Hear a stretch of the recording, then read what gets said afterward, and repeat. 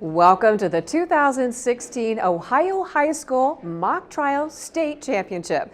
Good morning. I'm Stephanie Bucher, Public Information Specialist with the Supreme Court of Ohio. We are live from the Senate hearing room at the Ohio State House in Columbus. What you will see today is a polished performance by high school students who will argue a fictional court case live in a real courtroom setting before a panel of judges. What adds to the drama today is that all season each team has been preparing for both sides of the case, and they only found out a moment ago with a coin toss whether they're going to be arguing for the prosecution or the defense. Since last fall, our teams of high school students have been preparing and competing against one another, and the top two teams have advanced here today for the championship round. Competing today are teams from Orange High School and Dayton Early College Academy. The winning team today will represent Ohio in the national competition in Boise, Idaho. The sponsoring organization for the Ohio Mock Trial competition is the Ohio Center for Law-Related Education, or OCLRE, which has been educating students about their constitutional rights and responsibilities through this program since 1983. The Ohio Supreme Court, along with the Ohio State Bar Association, the Ohio Attorney General, and the ACLU of Ohio are OCLRE sponsors. After growing steadily over the past 33 years, OCLRE's Ohio Mock Trial program is the largest non-athletic competition in the state, with about 3,000 students participating and more than 1,000 legal professionals who volunteer as their legal advisors, case committee members, and judges. Let's watch a brief video produced by OCLRE introducing its high school mock trial program.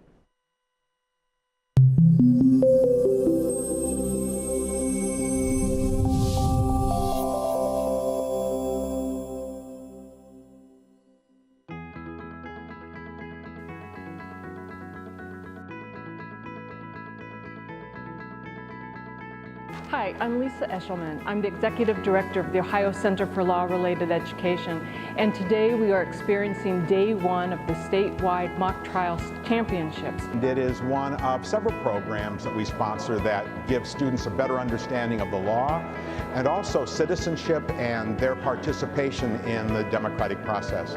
The basis of Ohio Mock Trial is to provide students with the opportunity to learn about the Constitution, the rule of law, and our legal system. But students who participate learn so much more than that. I've participated in mock trial for 4 years now, and it's important to me because it helps me learn about the law and really how our judicial system works. I've participated in mock trial for 2 years. We actually just brought it back to our school 2 years ago. It was actually through this program that I discovered my love for the courtroom. Before, I didn't have much interest or knowledge of the courtroom or the justice system at all, but it was actually through this program that I decided I wanted to study law and pursue a career in it. We hear from students who are now adults in all walks of life tell us that the lessons they learned participating in mock trial, they carry with them for the rest of their lives.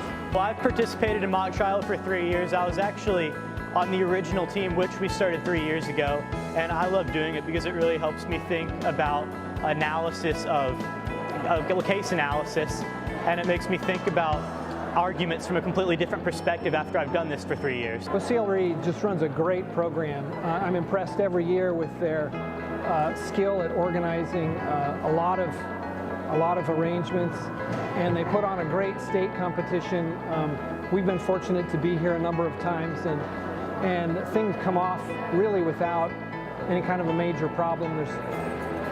OCLRE is I think one of the best high school schooling programs that there is. Mock Trial Day is a lot of fun because we hear the students are working on these cases. Here we actually get to see those who have reached the finals. They're excited, they're well prepared, and as a former teacher, I enjoy seeing excited students. Well, from mock trial, I've learned so many things. I've learned how to argue, I've learned how to read case law, which is kind of hard. And I've also learned how to present and think on my feet during a trial, so it's been really important. We support OCLRE because students grow up to be better citizens, well-informed Ohioans and more engaged in their government and their communities. And that's what it's all about.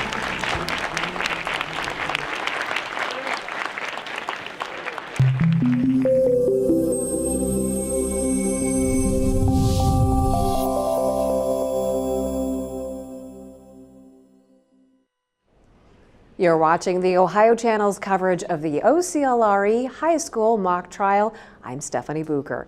Our trial will begin in a few minutes, but before then, let's talk with the Ohio High School mock trial program coordinator, Caitlin Smith. Caitlin, thanks so much for being here today. Absolutely. Thank you so much for having me. This is going to be an exciting day today, and basically a mock trial. What goes on during a mock trial? A mock trial is an event where students take an original case written every year by a case committee where they tackle a constitutional issue. This year it's a Fourth Amendment case, and they will play the opposite sides of a case and act out a real trial. Great. So with the mock trial today, we have two teams who are competing in today's state finals. But overall, with the competition throughout the year, how many teams participated in mock trial this year? We had 365 teams registered from about 190 high schools across the state. Right, and now we're down to the final two today. We are down to the final two. So they had to make it through the district level, the regional level, and now they have made it through the state competition. This is the third day. So the two teams that you'll see today, they have never lost a case in the entire competition. Great, and can you tell us a little bit about our two teams today? Absolutely. So today we have Dayton Early College Academy, which is a charter school in Dayton that is focused on getting urban youth as first-generation college students. They have been a team for 9 years now, and this is their fourth time at states, but this is the furthest that they've ever made it, so they're very excited to be here. And then we also have Orange High School, which has had a team since 2002. They have been to states for 10 years. This is their third time in the final two, so they are very excited to be back again. I bet they are, and I know that right now they're preparing for the case today. They are. But there's been a lot of preparation, I guess, before today, I'm going to has. assume. Yes. What kind of preparation does it take to get ready for a mock trial? So the teams can access, and a lot of them do, they can access the case in September. We have a release at our conference every year, so a lot of teams start then. They start looking into the different elements of the case, analyzing the Fourth Amendment issue specifically this year, and then they will assign roles. Some students have been doing this for all 4 years of high school. Some students have maybe started this in September, so there are different levels. But a lot of these teams have been preparing since the first day that the case came out. And when you talk about preparing, who has been helping them prepare, and in what way have they been doing that? So each team has a team advisor, which is usually affiliated with a school, one of their teachers, and then they also will have an attorney working with them who serves as a legal advisor who helps kind of teach them the elements of a trial, the different rules, the ways to argue the law, and that sort of thing. All right. And then once they go through the trial today and a winner is picked, what happens now? Where does the winner go next? So the winning team gets to represent Ohio in the national competition, which will be held this year in May in Boise, Idaho. Boise, Idaho, and that's exciting. They'll be competing from teams all across the country for that. They will. We have representatives from every state, so they will go up against all of those and represent Ohio there. Will the case be the same case that they've been doing here in Ohio, or is it a completely different case that they'll have to be preparing for? So to put all the teams on equal footing, they will get a new case that will be released in April. So this whole time they've been working with this case that they've had from OCLRE, and then they'll get a case in April that they'll have to start with and be ready for in May. How will the skills that they've been gaining through the preparation for the Ohio trial help them then compete in the nationals? That's a great question. So a lot of the elements are very similar. So they learn a lot about professionalism, decorum. We learn a lot about civility, having the chance to be a good sport and interact with one another. One of the very important skills that they get is learning how to look at both sides of an issue, which they'll need to use those critical thinking skills, reading skills, to be able to win both sides of that case as well. So those will all be elements that they've learned from our case. Wonderful. Thanks, Caitlin. We really appreciate you being here today, and good luck with today's competition. Thank you so much. Thanks, Caitlin. Appreciate it. Let's learn a little bit about the specific facts and legal issues that are going to be presented in this year's case that the students will be arguing. The case is titled State of Harmony versus Riley Green, and with me now is Lisa Eshelman, the Executive Director of OCLRE. And Lisa, good morning. 33rd year for mock trial. This is an exciting time for the students and your staff as well. Oh, it has been a fabulous 2 days of the preliminary part of the state championships to get us here this morning. But before that, 3,600 students participated in this year's mock trial. And they participated at the district level, then the regional level, and then before they were able to participate in the state competition this year. So tell me a little bit about the State of Harmony versus Riley Green. What is this case? Absolutely. Well, student AJ Brandt was a student in Buckeye, and he was going to a medieval fair. Before he went to the fair, he stopped at a convenience store, and he was in full costume, and he caused a disturbance with his bow and arrow. The store owner was concerned about his physical safety, so he called 911. Officer Riley Green was the officer who was responding to that disturbance, and what the officer was charged with doing was to determine if there was an imminent threat of bodily harm. So that's the standard that we'll be looking at today. The officer determined that when AJ was pulling back his bow, there was that imminent threat of bodily harm. So the officer shot AJ in the shoulder. Subsequently, the officer was charged with felonious assault for injuring the student. All right. And the students are learning what kind of legal issues today? Absolutely. This is a very interesting case because it is bifurcated, meaning that out of the two issues, the students are only going to be looking at one of them. And the issue that they're going to be looking at today is whether or not the officer used the appropriate force when he shot AJ Bryant. So the issue then is whether or not he violated the Fourth Amendment against unreasonable searches and seizures. Today, the students will not be arguing or presenting evidence about the felonious assault charge against the officer. Where did this case come from? It came from the wonderful case committee that every year we bring together volunteer lawyers who look at interesting constitutional issues that are being presented in our society. And so clearly an officer's use of force is an issue that we're hearing a lot about in our communities. And so they thought that this was very timely, and it was an opportunity for the students to learn more about not only law enforcement's response, but also what they can be doing as individual citizens.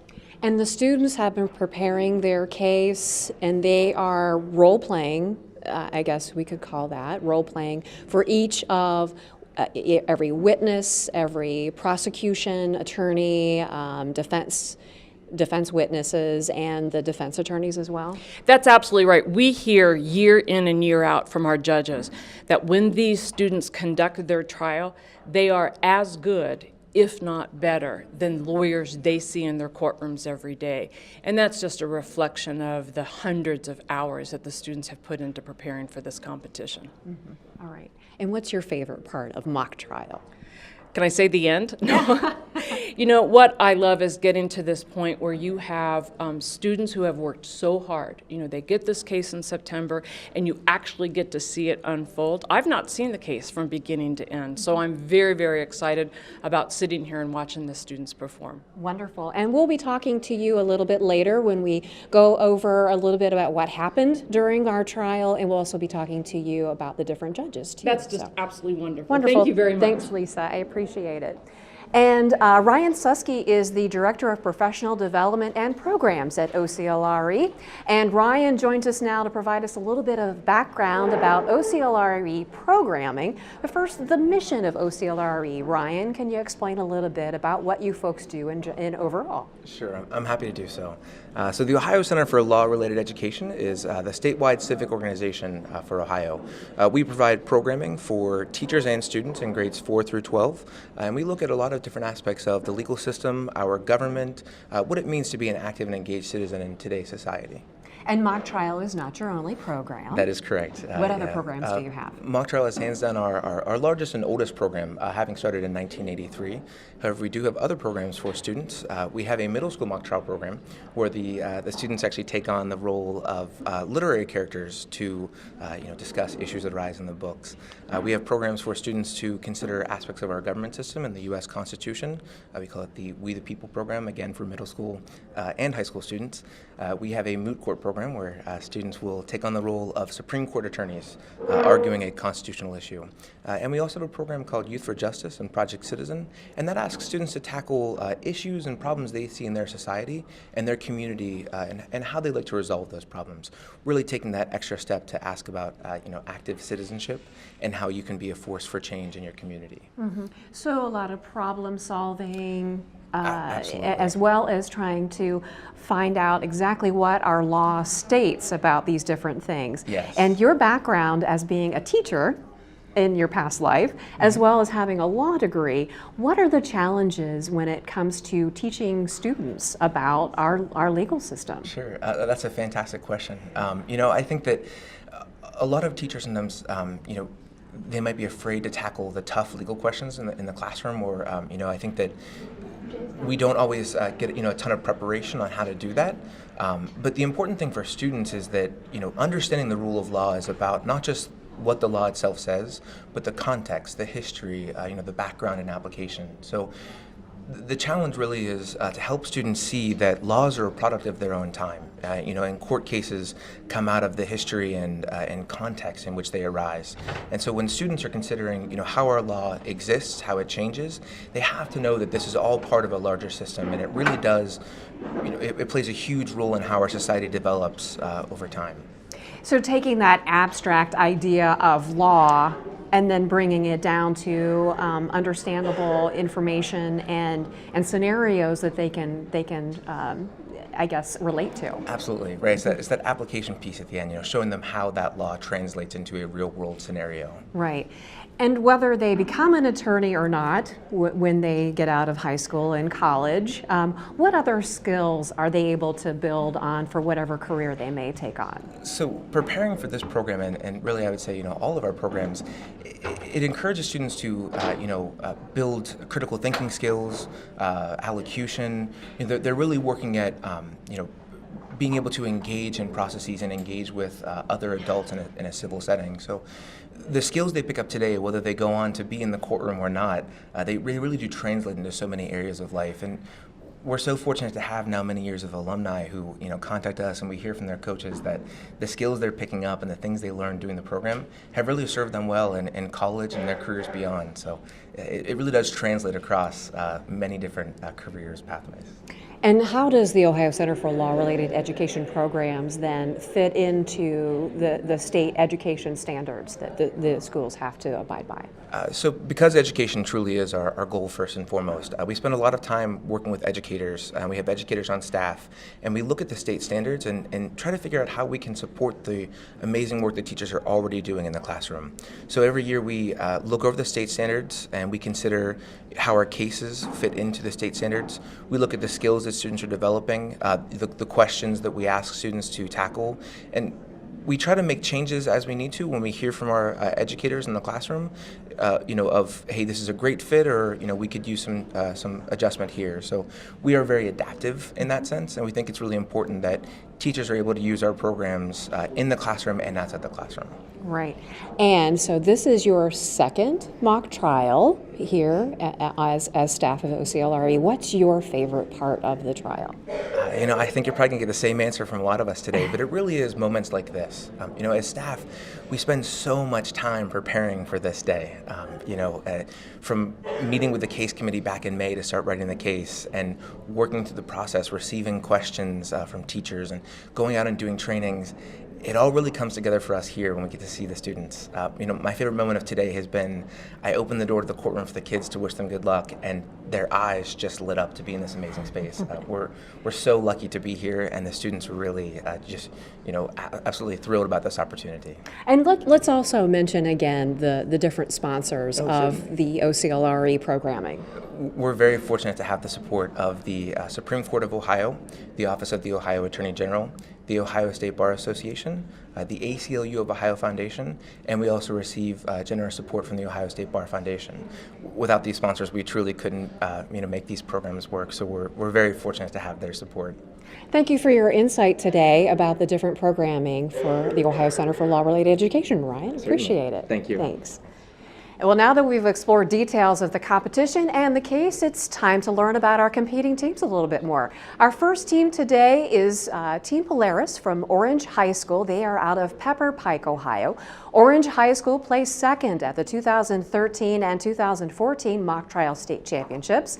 Also competing today, Team Black from Dayton Early College Academy in Dayton. This is DECA's first time competing in the OCLRE Mock Trial State Championship. We certainly wish both teams the best of luck, and we look forward to seeing their hard work pay off in the championship round today. The trial should be starting in just a few minutes, but while we have a chance, let's talk about this beautiful room and its history. As you know, we're coming to you from the Ohio State House in downtown Columbus. This room is the hearing room for the Ohio Senate, but it used to be the law library, so it's appropriate that we have the setting today here for the mock trial. Additionally, the Ohio Supreme Court used to hold its sessions in the room directly above us in what is now the North Hearing Room. Today, the Ohio Supreme Court has its own building, the Thomas J. Moyer Ohio Judicial Center, which is just a few blocks away from here on Front Street. Again, you're watching the Ohio Channel's coverage of the 2016 Ohio High School Mock Trial Championship. Team Polaris and Team Black are about to argue the fictional case State of Harmony versus Riley Green. And I believe that we are ready to proceed as our judges come in. The U.S. District Court for the Central District of Ohio is open pursuant to adjournment. All having business before this honorable court draw near, give attention, and you shall be heard.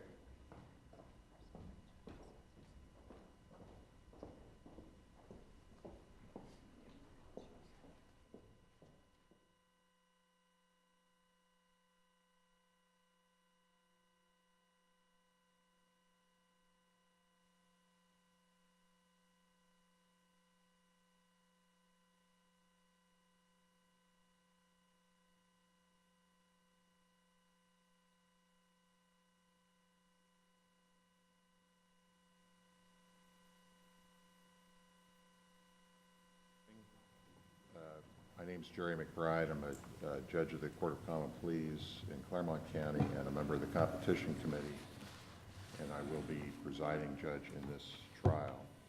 And I'd like the scoring judges, if they would go ahead and introduce themselves. Good morning. I'm Jeff Ginsburg. I'm an attorney in Holmes County and chair of the Competition Committee. John Holshoe. I'm an attorney from Cincinnati, Ohio. I'm currently the president of the Ohio State Bar Association. My name is Jeremy Young. I'm an attorney here in Columbus with the firm of Retzel and Andrus. I am a chair of the case committee. Tom O'Shea from Alliance, Ohio, and serving as president of the Ohio State Bar Foundation. To the other end. My name is Steve Dotterman. I'm from Cincinnati. I'm a regional fiduciary executive and attorney at the Third Bank there, and I'm a member of the Ohio Center for Law-Related Education Board.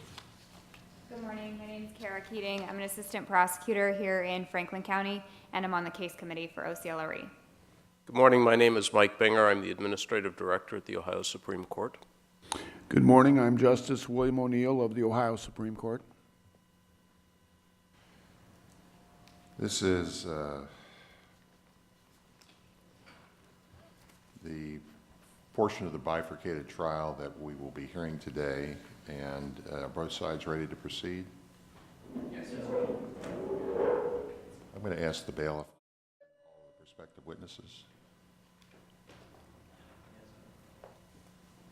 Will all witnesses and parties who are about to give testimony in these proceedings please step to the front?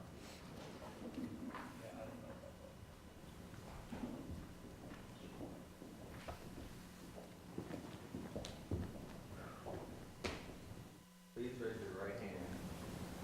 Do you solemnly swear that the testimony you're about to give is the truth, the whole truth, and nothing but the truth, and your testimony will comply with the rules of Ohio mock trial competition? Yes. Yes. You may be seated.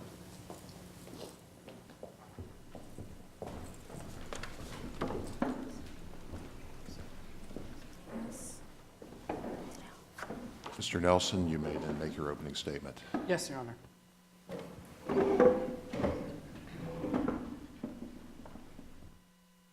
Good morning, Your Honors. Once again, my name is Tyler Nelson, and today I'll be representing the defendant, Officer Riley Green. I'd like to take a moment to let my teammates introduce themselves as well. Good morning, Your Honors. My name is Neil Agarwal, and I am also an attorney for the defense. Good morning, Your Honors. My name is Dayton, and I will be playing the role of Riley Green. Good morning, Your Honors. My name is Simon Weeder, and I'll be playing the role of Pat Sweeney. Your Honors, Miss Issa, Miss Brown, may it please the court. Supreme Court Justice Sandra Day O'Connor once said, "A policeman's hands should not be tied." On July 25, 2015, Officer Riley Green received a report that the local Swifties convenience store had been robbed by 2 suspects, one of whom possessed a deadly weapon. As his training dictated, Officer Green set out with a heightened sense of vigilance, expecting a high level of danger. And when Officer Green arrived on the scene, he saw it to be just as he expected. Officer Green saw A.J. Bryant armed with a working bow and arrow. Officer Green saw A.J. pointing that bow and arrow at another individual who was screaming. Officer Green saw A.J. putting the life of everyone in the immediate vicinity in danger. Your Honors, at times like this, police officers need the freedom to take action. A policeman's hands should not be tied.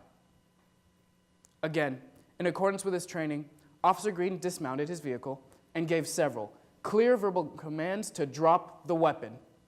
In response, A.J. turned and pointed the loaded weapon at the officer. Having exhausted every other option, Officer Green had no choice but to take action. He discharged 2 shots into the suspect's right shoulder, effectively defusing the threat. We are here today to present the affirmative defense that Officer Riley Green was legally justified in his use of lethal force in the apprehension of A.J. Bryant. Your Honors, today you will hear from Officer Green himself, the numerous conditions at the scene of the crime that gave rise to his use of lethal force. Through his testimony, it will be shown that Officer Green received the report of an armed robbery or an assault with a deadly weapon, and that this report, along with the information he learned through his own thorough analysis of the situation, is what let Officer Green reasonably perceive A.J. Bryant as a significant threat of serious physical harm. Following Officer Green, defense will call Pat Sweeney to the stand. Officer Sweeney will use his expertise to provide a critical and objective analysis of the case. He will show exactly how the actions taken by Officer Green were warranted by the ARC he abides by, and later testify as to the reasonableness of Officer Green's use of lethal force. In order for the court to determine the reasonableness of Officer Green, the Supreme Court in Tennessee v. Garner established a 3-factor test. 1, whether the suspect posed an immediate threat of serious physical harm to others or the officer. 2, whether the suspect committed a crime involving the infliction or threatened infliction of harm, such that the suspect at large represents a risk to the public. And 3, whether the officer issued or could not have feasibly issued a verbal warning before the use of force. Keep in mind that the court must analyze the reasonableness of Officer Green without taking into account the benefit of hindsight knowledge. Instead, viewing the events from the perspective of a hypothetical reasonable officer on the scene, who possessed the knowledge that Officer Green had available to him at that time. Defense bears the burden to prove the reasonableness of Officer Green's actions, and throughout today's trial, we will prove, by preponderance of the evidence, that Officer Green, in light of the totality of the circumstances, was legally justified in his use of lethal force. As such, at the conclusion of this trial, my co-counsel, Mr. Agarwal, will respectfully request that the court find in favor of the defense by supporting our affirmative defense of legal justification. Because if an officer is to take action, if an officer is to do his duty, if an officer is to serve those he is sworn to protect, then that officer's hands cannot be tied. Thank you, Your Honors. Thank you. Ms. Brown, you may make your opening statement. Before I start, I would like to introduce my team. My name is Lauren Brown, and I, along with my co-counsel, Sundus Issa, will be representing the prosecution in today's case. Today we will be calling 2 witnesses to the stand. First, we will be calling Sam Jones, who will be played by Jesse Beckstone. And second, we will be calling Officer Justice Smith, who will be played by Akila Zachary. Your Honors, opposing counsel, may it please the court. Shoot first, assess later. On the day of July 25th, that is exactly what Officer Riley Green did when he decided to make the unreasonable decision to shoot A.J. Bryant, a harmless 17-year-old child wearing a medieval archer's costume and carrying a toy bow and arrow. To fully understand the facts of this case, I want to take you back to July 25th. The Buckeye Medieval Fair is a popular and well-known event here in Buckeye, resulting in many of the residents attending the fair in medieval attire. A.J. Bryant is a fair enthusiast, and for this summer's medieval fair, he chose to go as an archer. To go along with this costume, he borrowed from his little sister's best friend a colorful toy bow and arrow with foam tips. This toy is pink, blue, and purple, and can cause no harm to anyone. On July 25th, he traveled to the convenience store with his friend, Sam Jones. While in the store, he was fooling around and accidentally hit a store customer with a foam-tipped arrow. The store owner called the police, so the children left. However, neither Sam or AJ actually hurt anyone, and no crime was ever committed. After leaving Swifties, Sam and AJ went to the parking lot where they argued about AJ's actions. At one point, AJ drew his toy bow and arrow back with the intention of demonstrating how he simply misfired and accidentally hit the store customer. And it was at this point, as AJ stood in Swifty's parking lot, flexing his colorful toy bow and arrow, that Officer Green fired 2 shots into his right shoulder. Now, the use of deadly force is only justified under limited circumstances as set forth by Tennessee v. Gardner. 1, that a suspect pose an immediate threat of serious physical harm to others or an officer. 2, that a suspect commit a crime involving the serious infliction of harm. And 3, that an officer issue a warning.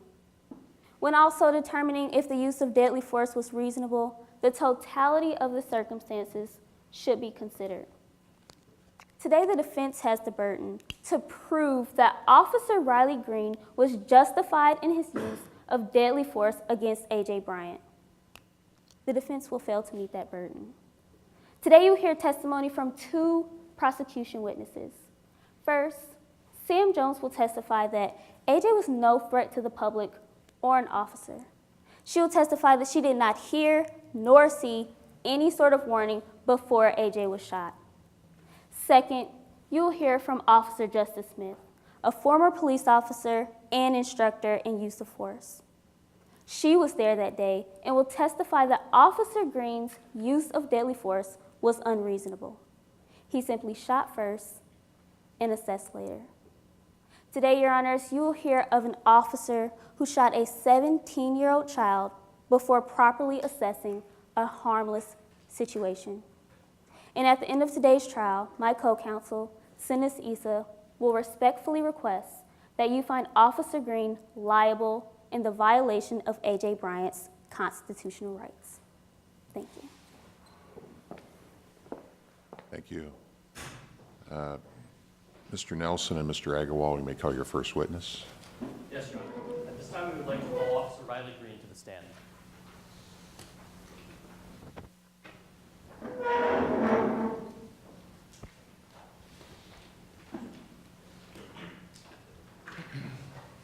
May I proceed? You may. Good morning, Officer Green. Nice to see you again. Nice to see you, Judge.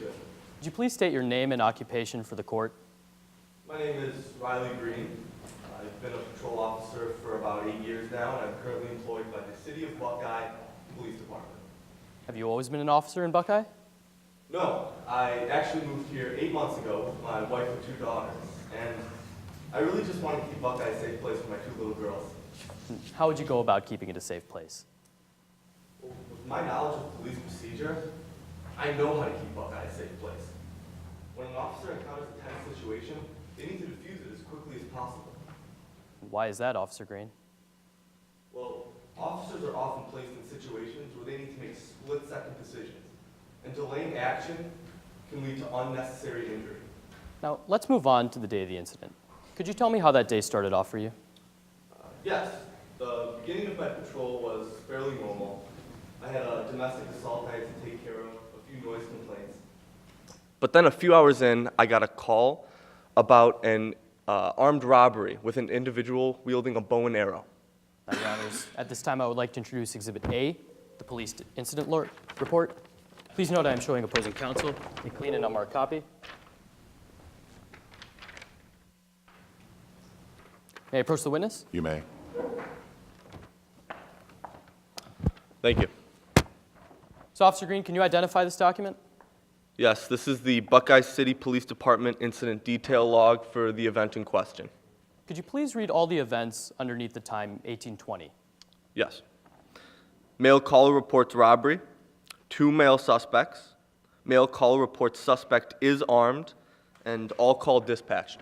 And could you do the same for the time 1821? Objection, Your Honor. Lack of foundation. Opposing counsel has not laid adequate foundation as to showing why Officer Green can testify to the dispatch log. Response? Your Honor, Officer Riley Green was on a one-man patrol that night, and he was informed by the dispatch report that there was an armed robbery. This is simply corroborating his previous testimony by showing the evidence in the exhibit. Therefore, we believe there is foundation for this evidence. May I respond, Your Honor? Sure. Although Officer Green might have been on the scene, it does not lay foundation as to why Officer Green can testify to this specific document. Objection's overruled. So, Officer Green, once again, could you please read all the events underneath the time 1821? Yes. Caller reports suspect carried bow and arrow, and officer en route. Green. So, Officer Green, where were you en route to?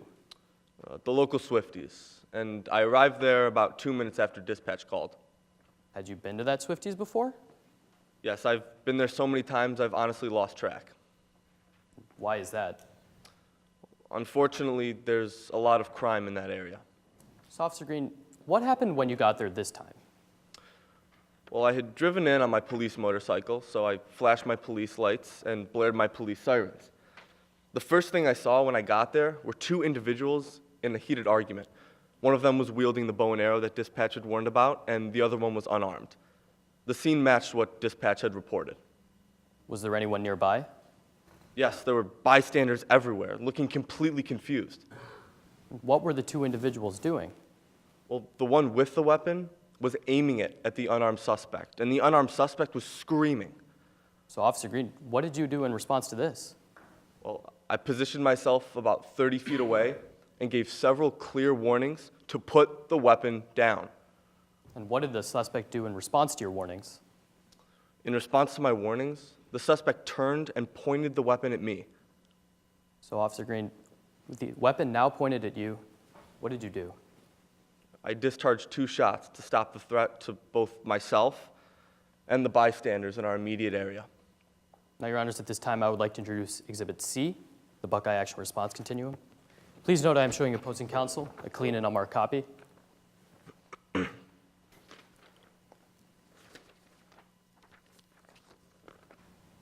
May I approach the witness? You may. Thank you. So, Officer Green, can you identify what I've just handed to you? Yes, this is the Buckeye City PD Action Response Continuum. And are you familiar with these rules? Yes, all officers in the city of Buckeye are trained to abide by these policies. So do these policies contain any certain conditions regarding a use of deadly force? They do. There are actually 6 points outlined in section 18.646, part 2 of the continuum. So what does this part say about verbal communication? May I respond? Go right ahead. The third factor of Tennessee v. Garner assessed whether or not an officer issued a warning or could not feasibly have issued a warning prior to the use of force. This section in the Buckeye Action Response Continuum is in compliance with Tennessee v. Garner, and as Officer Green will testify, he did issue a warning, therefore acting in compliance with both the ARC and the Supreme Court precedent. May I respond? Although Officer Green stated that he gave verbal warnings, it doesn't matter as to what the ARC states. We're here to discuss what Officer Green did on the scene, not what the ARC states within the document. May I respond?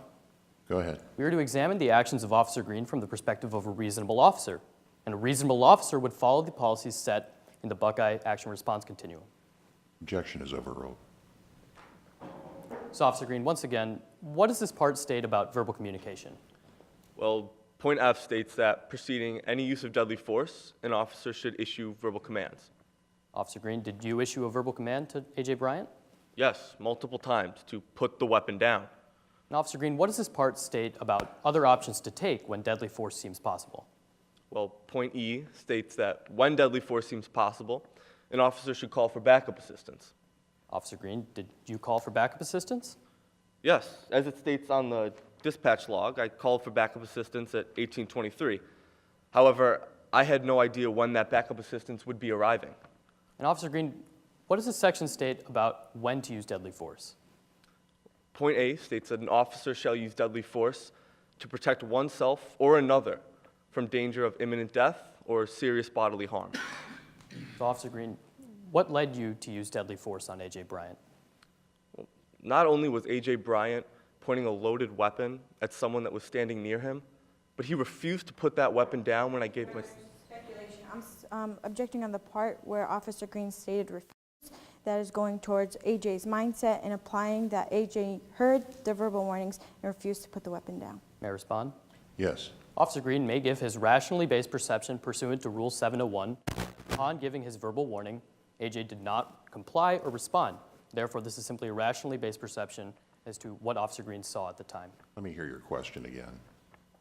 Well, it was Officer Green's response. I asked him what led him to use deadly force, and his response was that the suspect aimed the bow and arrow at someone and that he refused to listen when he issued his verbal commands. The objection is sustained as to the last portion of that answer. You may proceed. So, Officer Green, what was your perception of the incident? Well, not only was A.J. Bryant pointing a loaded weapon at someone that was standing near him, but he didn't put that weapon down when I issued my several verbal commands. It's because of this that I shot to stop the threat to both myself and the bystanders in our immediate area. Thank you, Officer Green. I have no further questions at this time, Your Honor. Ms. Issa, cross-examination.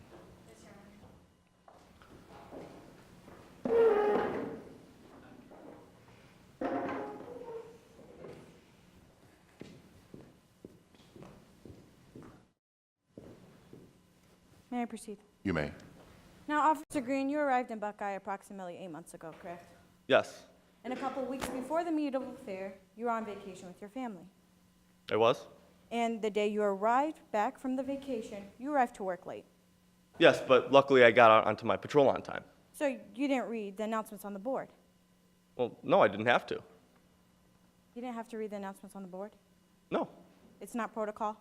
No, it's not protocol, actually. So, Officer Green, is it in your testimony that you don't have to read, you're not supposed to read the announcements before starting patrol? We're supposed to, but we don't have to. If we're needed on our patrol on time, and we need to skip reading the announcements board, then that is okay. That is protocol. Now, Officer Green, because of all these events, you were not aware of the medieval fair on July 25th, were you? Objection, Your Honor. Lack of foundation. Ms. Issa has not shown any evidence that information on the announcements board would lead Officer Green to believe that the medieval fair was occurring. May I respond, Your Honor? Yes. This was not the only foundation that I actually laid. I laid the foundation that he was not here the previous for the previous medieval fair, and that he was on vacation a week before, where there was flyers posted up. And we'll Let me hear your question again. That he was not aware of the medieval fair on July 25th. Overruled. Now, Officer Green, you were not aware of the medieval fair on July 25th, were you? No, I don't see how I could have been. Now, Officer Green, I'd like to talk to you about the day of July 25th. On July 25th, you were assigned a one-man motorcycle patrol assignment, correct? Yes. And you're still not used to this one-man motorcycle patrol assignment. No, so I had to be extra careful on my patrol that day. So you would agree with me you were out of your normal routine that day? Well, I had been doing the one-man patrol. It was part of my normal routine. I just wasn't completely used to it. So again, I had to be extra careful that day. Let me clarify my question. You were out of your normal routine that day. So are you telling me that you come to work late every day? No, I do not come to work late every day. So you were out of your normal routine that day? I suppose so. Now, Officer Green, you were called to a possible armed robbery at Swifties a couple hours into your shift. Yes, I was called to an armed robbery at Swifties. And when you arrived there after approximately 2 minutes after the dispatch call? Yes. And when you arrived, you saw two individuals. Yes, in a very heated argument. One was A.J. Bryant, the archer, Yes, the one that was holding the weapon. and the other individual in plain clothes was Sam Jones. Yes. And when you saw these witnesses, you didn't go inside. When you saw this, you didn't go inside of Swifties, did you? No, I did not. You didn't identify the woman customer who was allegedly harmed? I don't know of any woman customer that was allegedly harmed. Now, just to be clear, Officer Green, you did not know that a woman was harmed while in Swifties, did you? Of course not. A woman wasn't harmed while in Swifties. Right. Now, Officer Green, you didn't talk to any of the bystanders on the scene either, did you? I did not, no. Now, as you stated previously, you saw A.J. Bryant and Sam Jones, as what you described, as in a heated argument. Yes. And you even state that A.J. Bryant was holding a weapon, I'm sorry. Yes, and pointing it at Sam Jones, who was screaming. Right, but Sam Jones didn't look scared though, did she? Yes, Sam Jones looked terrified. She was screaming. Yes, but Officer Green, you would agree with me that screaming and scared are not the same things, correct? I would not agree with that at all. She was screaming, and because of that, she seemed scared. It was easy to tell. Okay, now Officer Green, I'm going to talk to you about bystanders on the scene. When you arrived, you saw a couple people standing off to the side watching this argument take place, didn't you? Yes, there were bystanders everywhere, and they looked completely confused. Now, none of these people dropped to the ground, did they? No, I don't see why they would have. No one hid behind any cars? No, there weren't any cars to hide behind. I'm sorry. No one was screaming for help? Sam Jones was screaming, yes. I'm talking about the bystanders. None of the bystanders were screaming for help. Well, no, they didn't have the weapon pointed at them like Sam Jones did. Now, Officer Green, none of these people looked panicked. Of course they looked panicked. Officer Green, you just stated that they looked completely confused. How can they look completely confused and panicked? Did they look completely confused or did they look panicked? They looked both completely confused and panicked. Now, Officer Green, is it in your testimony that the bystanders looked panicked while on the scene? No, I described them as completely confused. And none of these people looked scared? Of course they looked scared, especially Sam Jones. Is it in your I'm talking about the people, the bystanders. None of the bystanders looked scared. Of course they did. Is it your testimony that the bystanders looked scared? Of course it is. Let the record reflect I am showing opposing counsel a copy of Officer Green's witness statement, sorry. This is, here you go. This is the first copy, and this will be my copy.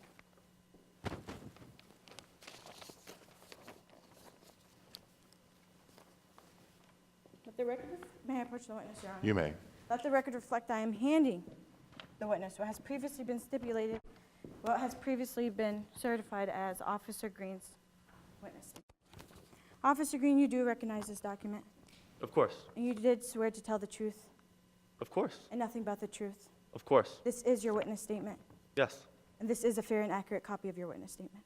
Yes. Now, Officer Green, I'm going to give you a couple of moments to actually point to me where you stated that the bystanders looked looked scared. Well, I'll say it again. I stated that the bystanders looked completely confused. I can't list every synonym for every adjective in which the bystanders looked. I was mainly focused on the weapon and the two suspects that were in the heated argument. I described them as confused, and that encompasses the emotions of panicked and concerned.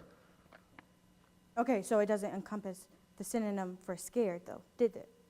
I asked you, my question was, Did the bystanders look scared? And you just told me that they just looked, I guess, confused encompasses panicked, and your definition are synonyms for panicked and, what was the other word? Objection, Your Honor. Relevance. May I respond, Your Honor? You may. This is showing the credibility of Officer Green. Your Honor, may I respond? Yes. As Officer Green has testified, he stated in his deposition that the people looked confused. Ms. Hisa asked him if he thought they were scared, and my witness is allowed to give a reasonable extrapolation. It is not contained in the case materials that he stated that they were scared. Therefore, the elaboration was necessitated by the question. It does not necessarily have to be contained within his deposition. However, this is proper cross-examination. Objections overruled. Now, Officer Green, I'm just going to clarify this for once and for all. Did the bystanders look scared on July 25th, yes or no? Yes, as well as confused. Now, Officer Green, at this point, you got approximately 20 to 30 feet away from A.J. Bryant, right? Yes. Now, Officer Green, I'm going to walk approximately 20 feet away. This is 20 feet. I would say it's about 20 feet, yes. And from where I'm standing to where you're standing, correct? Yes. And you're telling me that you still recognize that A.J. Bryant's toy was actually a weapon from this point? Of course, and it was being pointed directly at me. Now, Officer Green, at this point, you took cover behind your motorcycle, correct? Well, yes, I had a weapon pointed at me. And you did this to protect yourself. Yes. And you're the only person who's hiding from this kid with the toy, correct? Well, yes, but I had to follow my protocol. It was protocol that I take cover at this point. Now, Officer Green, I'm going to talk to you about when you actually shot A.J. Bryant. Now, when you arrived on the scene, you recognized that A.J. Bryant's toy was a deadly weapon, correct? Yes, that's what it appeared to be. You are a uniformed police officer. Yes. And it is your duty to protect all citizens of Buckeye. Yes, I need to defuse any threat that's posed to any citizen. This includes Sam Jones. Of course. However, Officer Green, you did not shoot A.J. Bryant when A.J. Bryant was pointing this toy directly at Sam, did you? Well, no, I wasn't done issuing my verbal commands as my training states that I do. Rather, Officer Green, you drew your service weapon. Yes, and gave several verbal commands to put the weapon down. You placed your fingers on the trigger. Yes, as I was giving my verbal commands. You aimed the weapon directly at A.J. Bryant. Well, before that happened, A.J. Bryant turned and faced me with the weapon fully drawn. Officer Green, that wasn't my question. My question was whether or not if you pointed your service weapon directly at A.J. Bryant, yes or no? Of course I did. And you pulled the trigger not once but twice. Yes, when the weapon was pointed at me, and that's when I knew that the suspect was actively disobeying my verbal commands. Just to be clear, that answer was a yes. Yes. And it hit her in the right shoulder twice. Well, it hit her in this part of the right shoulder, not the front, because after all, she was aiming the weapon at me. So that is a yes. Yes. Hit her in the shoulder. But no to the part where you pointed. Now, Officer Green, you only did this when A.J. Bryant pointed this toy bow and arrow directly at you, didn't you? Yes, again, that's how I knew that the suspect was actively disobeying my verbal commands to put the weapon down. Just to be clear, the answer to my previous question was a yes. Yes. No further questions, Your Honor. Any redirect? Yes, Your Honor. So, Officer Green, Ms. Hisa asked about what you perceived when you arrived on the scene. So could you please tell the court what you saw? Yes. When I arrived on the scene with my police lights flashing, my police sirens blaring, the first thing I saw were two individuals in an extremely heated argument. One of them was holding the bow and arrow and pointing it at the other suspect in the argument, who was screaming at the top of her lungs. And when the individual with the bow and arrow was pointing it at the unarmed suspect, what were you doing? I was busy issuing my verbal commands.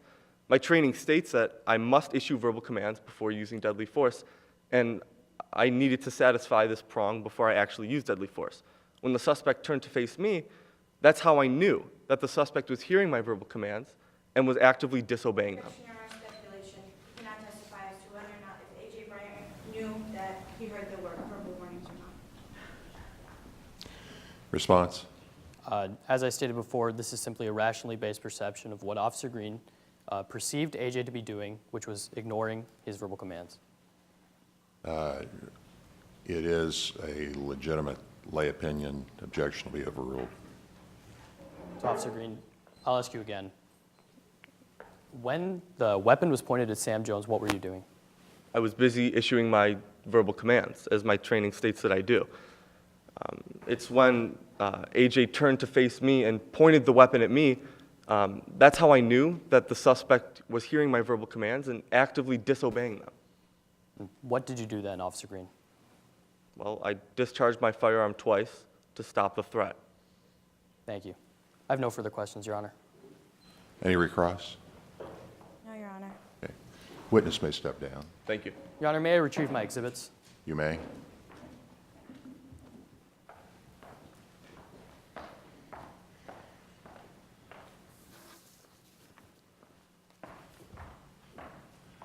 Mr. Nelson, you may call your next witness. At this time, the defendant would like to call Officer Pat Sweeney to the stand.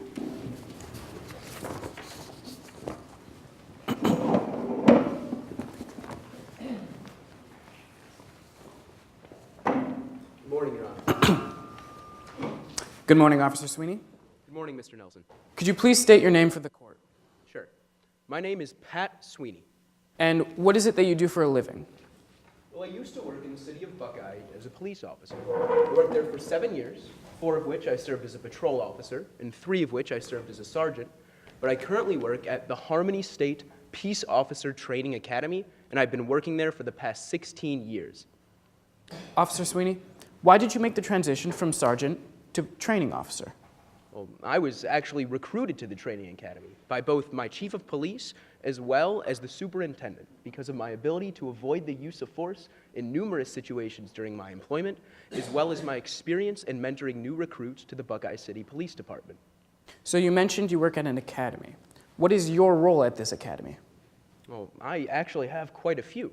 One of my roles is to keep the records of all cadets that come through and train at the academy, including Officer Riley Green. I've also been called upon to serve as an expert witness on behalf of the Academy and even presented papers to the U.S. Justice Department on reasonable responses to assault and aggression. But my main role at the Academy is to teach the training course on use of force, and I've been doing so for my entire 16 years there. What material do you teach in this course, Officer Sweeney? We teach our officers strict guidelines to use when determining the appropriate level of response in a variety of situations. And we culminate these guidelines into what we call an action-response continuum. And how is it that you teach this material? At the Academy, we utilize both theory instruction as well as practical application courses, both of which have content that's guided by recognized best practices as well as case law. Your Honors, at this time, in accordance with Rule 702, we request that Officer Pat Sweeney be found as an expert witness in the field of police procedures. Your position? The prosecution has no objections. You may proceed. Thank you, Your Honor. Officer Sweeney, are you familiar with the facts at hand in the case today? I would say so. In preparation for my testimony, I've reviewed both the relevant portions of the action-response continuum used in Buckeye, as well as the full incident report published by the Internal Affairs Division of the Buckeye City Police Department. Your Honors, at this time, I move to introduce what has been previously stipulated as Exhibit C. Please note I'm showing opposing counsel a clean and unmarked copy.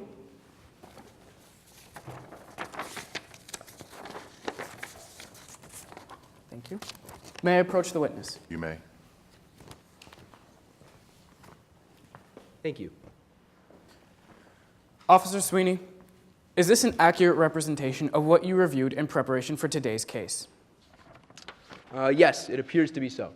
And when you were reviewing this, were you doing so for the first time? Oh, no, actually. I've actually seen this document quite a bit during my time at the Academy.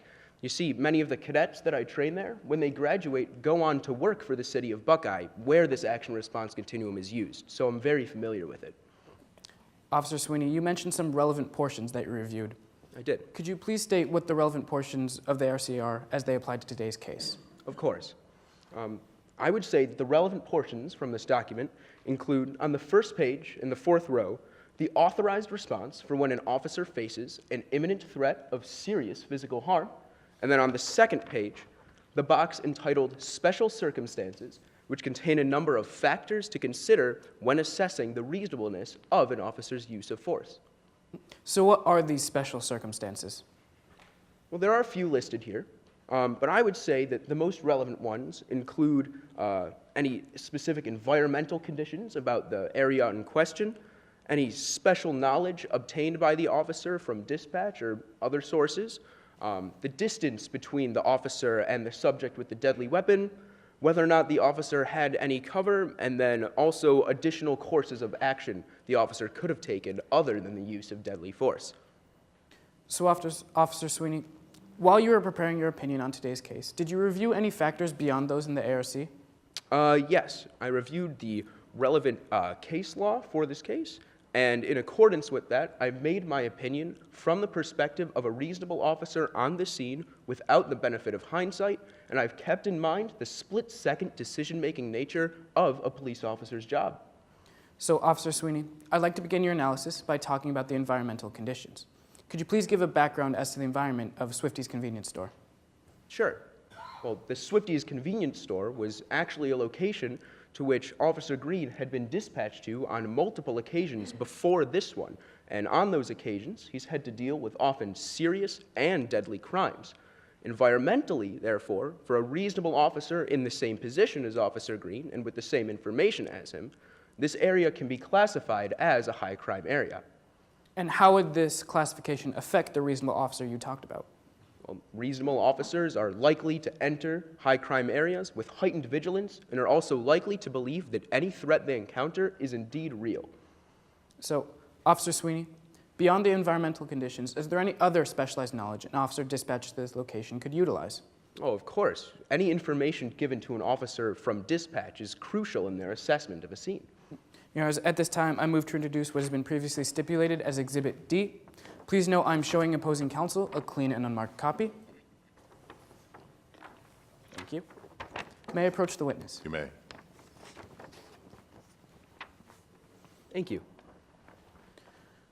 Officer Sweeney, could you please tell the court what the dispatch log says about the information that Officer Green received in the report?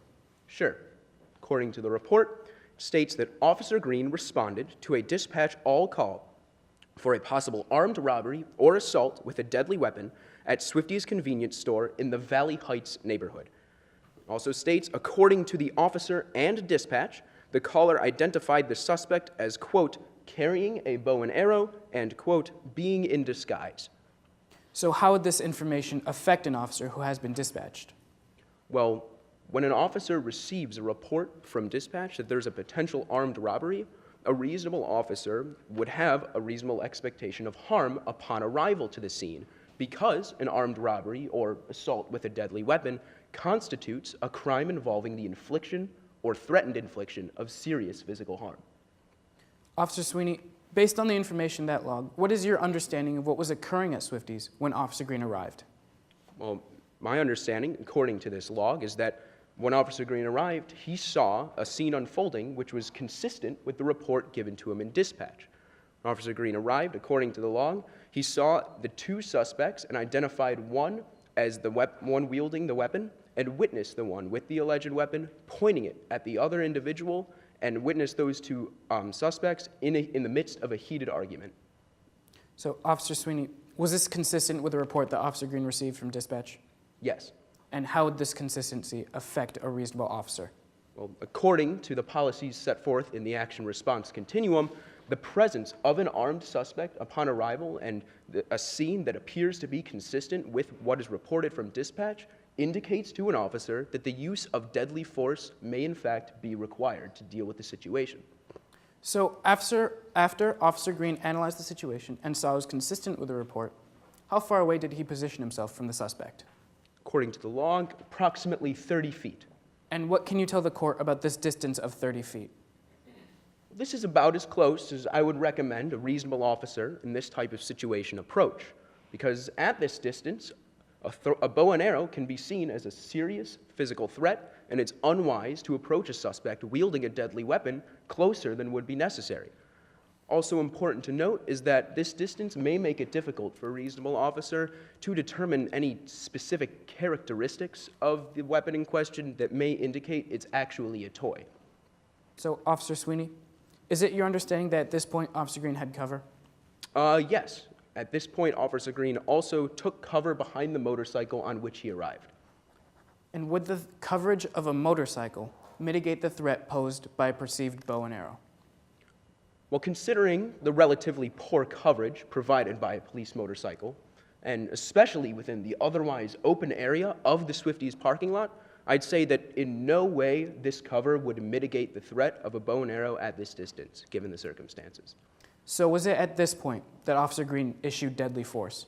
No, it was not. Was his next course of action to issue deadly force? No, it wasn't. What did Officer Green do instead? According to the dispatch report and the incident log, it states that prior to discharging his weapon, Officer Green issued verbal commands for the suspect to put the weapon down and also called for backup assistance, both of which are actions that comply with recognized best practices as well as Buckeye City policy. So why would an officer who has attempted these other options resort to deadly force?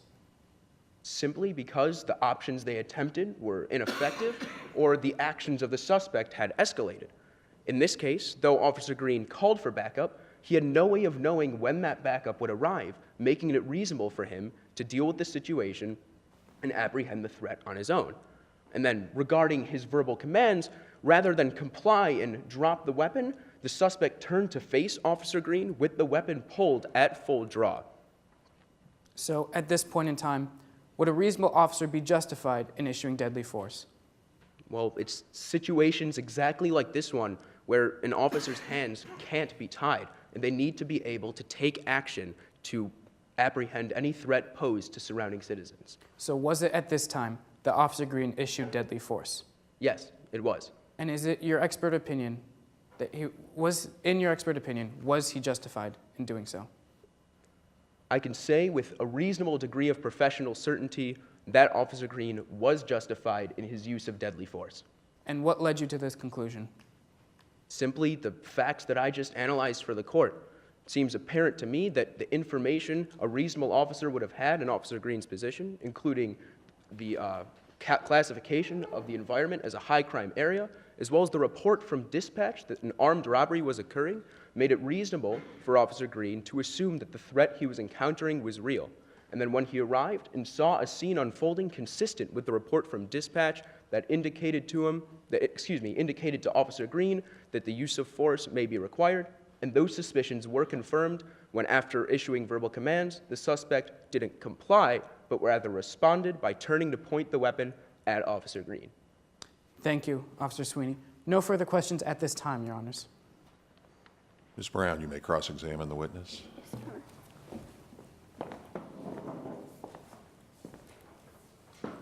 May I proceed? You may.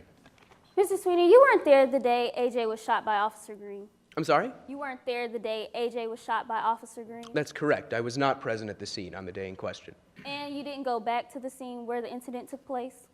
No, I did not. You also didn't interview Officer Green, who is the defendant in question. No, I obtained all the facts that I needed for my analysis from the incident log and the dispatch report. And just to be clear, this incident log was taken by the Internal Affairs, correct? Yes, as is standard. Which you weren't a part of this interviewing of the witnesses. I was not? You didn't offer any follow-up questions to the witnesses. No. In fact, you don't know what questions they asked the witnesses, did you? Well, based off my experience, I would imagine that they asked the usual questions that are asked after an incident like this happens. So to be clear, no, you are not sure the questions that they asked? Well, I guess I can't be 100% sure, no. So you didn't interview Sam Jones? Well, I have some of Sam Jones' statement from the dispatch report.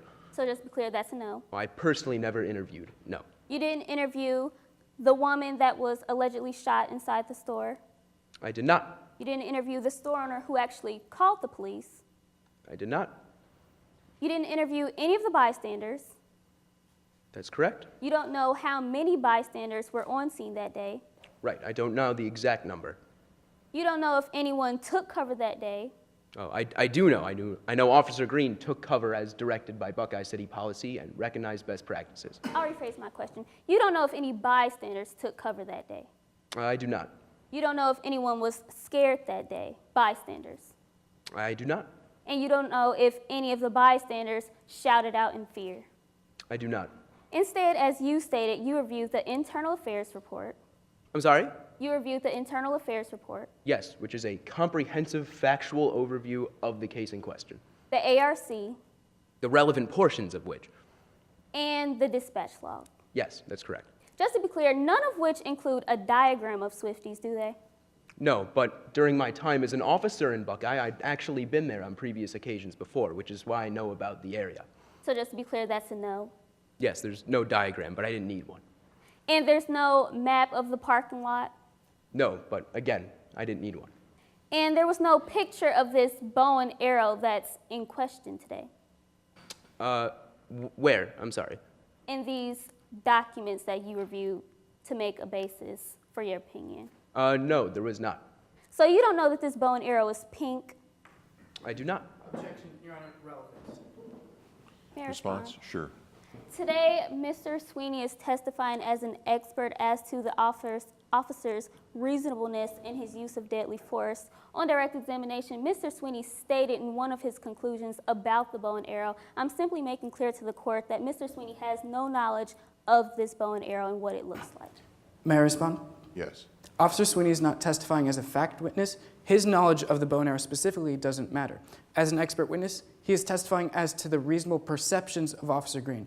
Therefore, his knowledge on the specific colors of the bow is not relevant. What is relevant is his knowledge on Officer Green's perceptions. May I respond? What is the relevance of the color of the bow? I'm establishing for the court that Mr. Sweeney has stated that from a certain distance, Officer Green would have not been able to recognize this specific toy, and I'm making clear for the court that he has not seen this toy and what it looks like. Objection will be overruled. You don't know that this bow and arrow is blue. I do not. You don't know that it's purple. I do not. You don't know that it has foam tips. No, the only thing I know about it is that Officer Green reasonably perceived it to be a real weapon. So just to be clear, Mr. Sweeney, you don't know what this bow and arrow looks like I know what it looked like to Officer Green at the time. without ever seeing it? Yes, it's evident from the dispatch report and my analysis of it using my experience, knowledge, and expertise. Okay. Well, now that we've established the things that you don't know, I want to talk about some of the things that you do. You do know that Officer Green arrived on scene on July 25th Yes, and that he dismounted his vehicle, yes, took cover behind his vehicle, yes, as directed by Buckeye City policy and recognized best practices. and drew his service weapon. Well, he would have had to draw it to shoot the suspect. And you stated that he was about 30 feet away from A.J. Bryant. Approximately. Okay, I'm going to walk back 30 feet. You would agree with me that this is about 30 feet away from you right now. Well, I mean, I don't have a tape measure. I'm not entirely sure. I suppose it could be. Now, you are a training officer in the use of force, yes? Yes, and that's why I'd say that this distance is just about as close as Officer Green should have gotten. This distance doesn't make it apparent that a bow and arrow that's maybe a toy is not a toy. It makes it seem that it could be real from this distance. So correct, that was your opinion today. My opinion based off my knowledge, experience, and expertise. Now, we have established earlier that you have never seen this bow and arrow. Right, I was testifying as to any hypothetical toy bow and arrow. No matter how evident its colors were, I would imagine that a reasonable officer wouldn't be able to perceive that it's a toy from this distance, given the totality of the circumstances. So just to be clear, you certainly don't know what this bow and arrow in question today that you're testifying about would look like from the same distance of 30 feet that Officer Green was at. I'm testifying about a general toy bow and arrow, meaning it could encompass any or all of them. So this wasn't specifically to the bow and arrow that Officer Green was responding to that day, just to be clear? No, it was not. Okay, so another one of your conclusions was that Officer Green issued verbal warnings. Yes. Let the record reflect that I'm showing opposing counsel who has been previously stipulated to as Exhibit D. May I approach the witness? You may. Let the record reflect that I'm handing the witness who has been previously stipulated to as Exhibit D. I'll be referring to this line. Okay. You recognize this document? Yes, this is the document I reviewed in preparation for my testimony. So just to be clear, it is one of the only 3 documents that you reviewed. Yes. And I want to direct your attention, just to be clear, it is a fair and accurate copy. Yes, it appears to be so. Okay, so I'm going to direct your attention to the line that I just pointed out to you. Do you still have it? Yes, I do. Starting with Officer Green reports, just to be clear again. Okay. So follow along silently as I'm going to read aloud. Officer Green reports that he gave at least 2 verbal commands for the suspect to drop your weapon, neither of which were followed by the suspect. Did I read that correctly? Yes, you did. This incident report also following this sentence I'm going to read, if you could continue to follow along with me. Subsequent interviews with the suspect and others on scene are indeterminate as to whether or not these warnings were issued. Did I read that correctly? Yes, it states that interviews with the suspect in comparison to interviews with others on the scene were indeterminate, meaning it can't be determined whether or not a warning was issued. Therefore, we have to go by Officer Green's word in this case, and since he states that verbal warnings were given, that is my conclusion. You would agree with me that today we are in court to establish the reasonableness of Officer Green. Yes, So I we can have- say with a reasonable degree of professional certainty that Officer Green was reasonable in his use of force. And you would agree that we have to look at the totality of the circumstances. Yes, which I believe I've done in my analysis. So just to be clear, based off of this document, Mr. Sweeney, Officer Green, who is the defendant in this case, is the only one that's stating clearly that these warnings were actually issued. Well, Officer Green seems to be the only reliable witness in this report. So just to be clear, that's a yes. Yes. No further questions, Your Honor. Okay. You may. There you are. Any redirect? How much time remains? A minute and 15 seconds. Okay. On direct? Yes. Officer Sweeney? Yes. Ms. Brown asked you about your presence on the scene. How did you evaluate the events that you learned from the dispatch report from the perspective of an officer on the scene? Well, I only took into consideration the factors that would have been apparent to Officer Green at the time of the incident. So the fact that we now know that the bow and arrow was in fact a toy, because that's hindsight, there's no relevance to that. Now, Officer Sweeney, Ms. Brown also asked about you not interviewing any witnesses. Why didn't you? Because all the facts that I needed were contained in the comprehensive overview in the documents that I reviewed.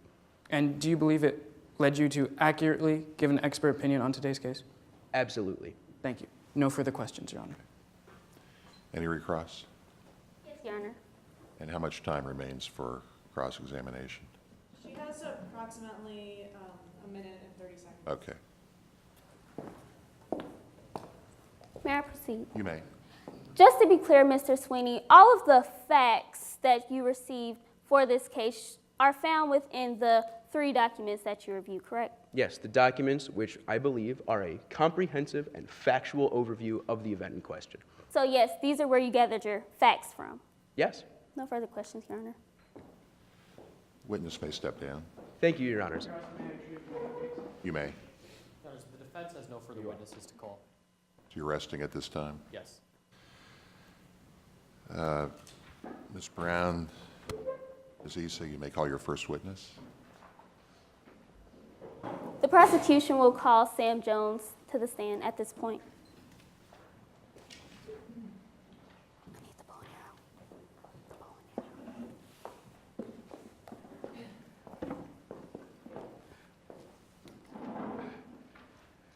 May I proceed? You may. Could you please state your name for the court? My name is Sam Jones. And what do you do, Sam? Well, I'm currently a high school student. And do you know the victim in this case, AJ Bryant? Yes, I do know AJ. And how do you know him? Well, AJ and I are best friends. He and I met when I tried out for the Quidditch team, but unfortunately I didn't make it. He then encouraged me to join the LARPing club that he was starting at school. What is LARPing? Well, LARPing is short for live action role playing. My family doesn't really get it, but at least I get to hang out with some new people at school. And what do you usually do with AJ? Well, AJ had invited me to go to the medieval fair, and they have a really cool costume contest that they have every year. And AJ was going as an archer this year, and it was really cool because she had this working toy bow and arrow. Objection, out of Ms. Brown asked what Sam usually does with AJ, not Ms. Jones's experience with AJ going to the medieval fair or his experience in the costume contest or his bow and arrow. May I respond? Sure. Part of the question was what Sam does with AJ. In my witness's testimony, she stated that she usually would do medieval activities, which would include the costume contest that is normal at this affair. Objection will be overruled. Let the record reflect that I'm showing opposing counsel who has been previously stipulated to as Exhibit B. May I approach the witness? Okay. Let the record reflect that I'm handing the witness what has been previously stipulated to as Exhibit B. Do you recognize this document? Yes, I do. And what is it a picture of? It's a picture of a Smoosh brand toy bow and arrow.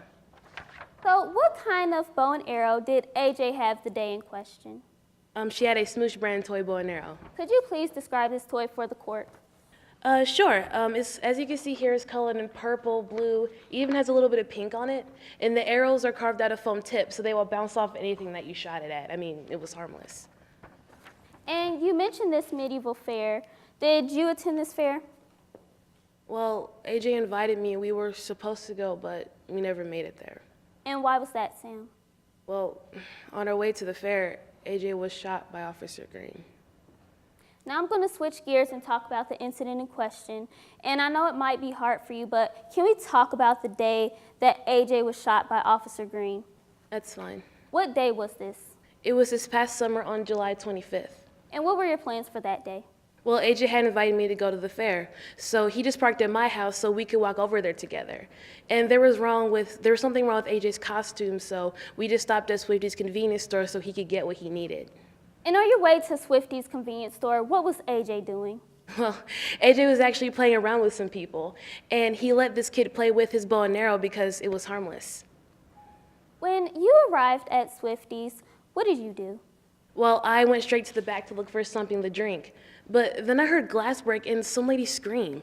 I was hoping that AJ had nothing to do with it, but then I heard him yell back at the customer in his medieval speak. And what was your reaction to AJ's actions within the store? I mean, it was embarrassing. It's one thing to play around, but you have to know when to stop. After you heard the woman scream, what happened after that? Well, the store owner started screaming that he was going to call the cops. So I ran to find AJ so he and I could leave. So did you immediately leave at this point? Well, no, I had to wait for AJ first, and I thought he was stalling. But he was actually throwing money on the ground to pay for the shoelaces that he needed. And after you arrived outside, did you immediately see AJ? No, like I said, I had to wait for AJ to get outside. And when he did, I pulled him to the side of the store to avoid the angry customer. And just to be clear, before you left the store, did you steal anything from this Swifty's convenience store? No, I didn't. Did you say anything to AJ? Of course I did.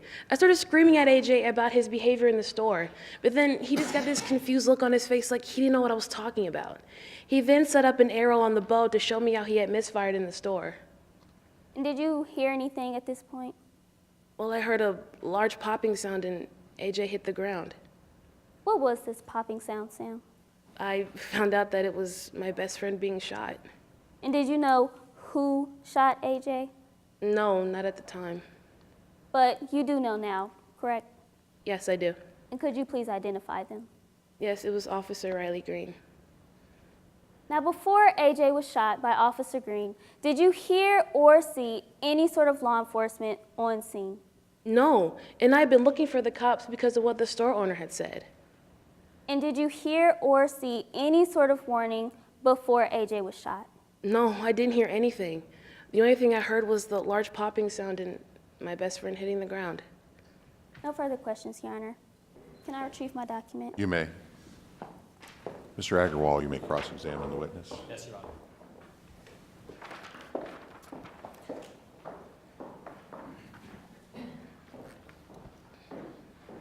Morning, Ms. Jones. My name is Neil Agarwal, and I'm going to be asking you a few questions today. Are you ready to proceed? Yes, sir. So, Ms. Jones, talking about your background, you say that during your first few years of high school, you mostly kept to yourself and hung out with kids from your neighborhood. Is that right? Yes, that's correct. Your Honor, may I respond? Yes. If you'll allow me to continue with this line of questioning, the relevance will be apparent as it will go to the environment present at the Swifties convenience store, which is a circumstance we must consider under the totality of the circumstances. May I respond? Sure. What Ms. Bryant usually does or where she usually goes is not relevant to today's case and Officer Green's reasonableness in shooting A.J. Bryant. At this point, I'm going to overrule the objection. So, Ms. Jones, once again, during your first few years of high school, you mostly kept to yourself and hung out with kids from your neighborhood. Is that right? Yes, that's correct. Ms. Jones, you said these kids started to steal a lot, didn't they? Unfortunately, yes, they did. Your Honor, relevance. What is the relevance? If you allow me to continue with this line of questioning, it will show that the individuals who Ms. Jones knew robbed the Swifties convenience store, which was actually the same convenience store which Ms. Jones and Mr. Bryant were at on the day of the incident. May I respond? Yes. Whether or not Ms. Jones has friends that might have robbed Swifties convenience store is not relevant in today's case about Officer Green shooting A.J. Bryant. May I respond? Go ahead. Your Honors, we must take into consideration the environment of the Swifties convenience store because that is a factor which influences Officer Green's perception of the incident and his use of deadly force, and therefore it goes towards the totality of the circumstances, which is a precedent set by Tennessee v. Garner and Graham v. Connor. May I respond? One more time. Opposing counsel's question is, he stated that about the totality of the circumstances, none of which happened on the day of July 25th, as to the relevance of Officer Green in shooting A.J. Bryant or A.J. Bryant herself. Okay. I'll overrule the objection. So, Ms. Jones, once again, your old friends started to steal a lot, didn't they? Unfortunately, yes, they did. A couple got into gangs, Yes. and some were even in juvenile detention, weren't they? Yes, they were. And in fact, Ms. Jones, one night some of your friends were actually shoplifting at the local Swifties convenience store. Is that correct? That is correct. Ms. Jones, your friends were actually picked up by an officer and spent an evening in a holding cell, didn't they? Objection, Your Honor. Relevance. Your Honor, I stand by my previous response. Shoplifting, how is that related to the totality of the circumstances? The shoplifting was at the particular convenience store in which Ms. Jones and Mr. Bryant were at on the day of the incident. In addition, Mr. Green testified to the abundance of crime near that particular store, and therefore it goes to the environment and the totality of the circumstances. To the use of deadly force? It relates to that? Well, an officer's use of deadly force must be evaluated in light of the totality of the circumstances. Therefore, all perceptions of the incident and the context of the scene. And the context of the scene was a convenience store which had previously been robbed and which Officer Green had visited. Previously been robbed or been subject to a shoplifting offense? Subject to a shoplifting, yes. I'm going to sustain the objection. So, Ms. Jones, this was the same convenience store which you and AJ visited on the day of the incident, wasn't it? Yes, it was.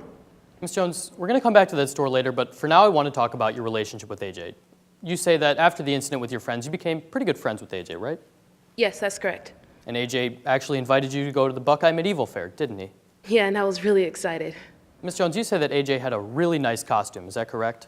Yes, he did, with a toy bow and arrow. We can agree that this was a working bow and arrow, wasn't it? Yes, it was. It was still a toy, though. Right, we can agree that it was a toy, but Ms. Jones, you stated that it was realistic, didn't you? For a toy, yes. And the arrows were carved to a point just like a real arrow, weren't they? Yes, and they were carved out of foam tips as well. And you stated that these arrows could go pretty far, couldn't they? Yes, but they couldn't hurt anybody. Now, Ms. Jones, let's move on to the day in question. So you and AJ stopped at the Swifties convenience store on your way to the medieval fair, right? Yes, that's correct. And in the store, you testified on direct that you heard a woman scream, correct? Yes. And you heard glass break, didn't you? Yes, but I didn't really know what was going on. And you even testified on direct that you hoped AJ had nothing to do with it, didn't you? Yes. Ms. Jones, you heard AJ scream back at the customer, is that correct? Yes, in his medieval speak. And when AJ was screaming, you testified that it's one thing to play around, but you've got to know when to stop. Did you state that? Yes, I mean, we're teenagers, we're not little kids. Ms. Jones, you next heard the store owner yell that he was going to call the police, didn't you? Yes, I did, so I ran to find AJ so we could leave. Ms. Jones, you said that AJ wouldn't stop screaming at the customer. Is that correct? Yes, but like I said, I tried to get him out of there as quickly as possible. Ms. Jones, referring to my original question, you did testify that AJ wouldn't stop screaming at the Objection, Your customer. Honor, asked and answered. Your Honor, I'm simply redirecting the witness to answer my question in yes or no. Objection to be overruled. So, Ms. Jones, once again, you testified that AJ wouldn't stop screaming at the customer. Is that correct? Yes. You even saw AJ darting back and forth around the customer, didn't you? Yes, he was. And it seemed to you as if AJ was trying to bait the customer into throwing a jar at him. Isn't that right? Yes. So, Ms. Jones, you said that you had to get out of the store, right? Yes. So you and AJ ran out of the store, correct? Well, yeah, to avoid the angry customer, yes. So, Ms. Jones, once you were outside, you state that AJ made you upset, right? Yes, he did. And this is because it was your neighborhood and AJ just didn't get it. Is that right? Well, not necessarily. It was because of his behavior in the store. Ms. Jones, is your testimony today that you did not be upset because it was your neighborhood and AJ just didn't get it? Well, no, it wasn't necessarily that. It was just we don't act like that in our neighborhood. And I wasn't upset with him because it was my neighborhood. I was upset with him because of the actions, his actions in the store. Now, Ms. Jones, you do recall swearing to give a truthful and accurate testimony. Is that correct? Yes. Now, Your Honors, at this time, I would like to introduce Ms. Jones's witness statement. Please note I am showing opposing counsel a clean and unmarked copy. Now, you will follow along as I am on page 75 of the case materials, I do not have a copy. and I am on line 88, and I will approach the witness.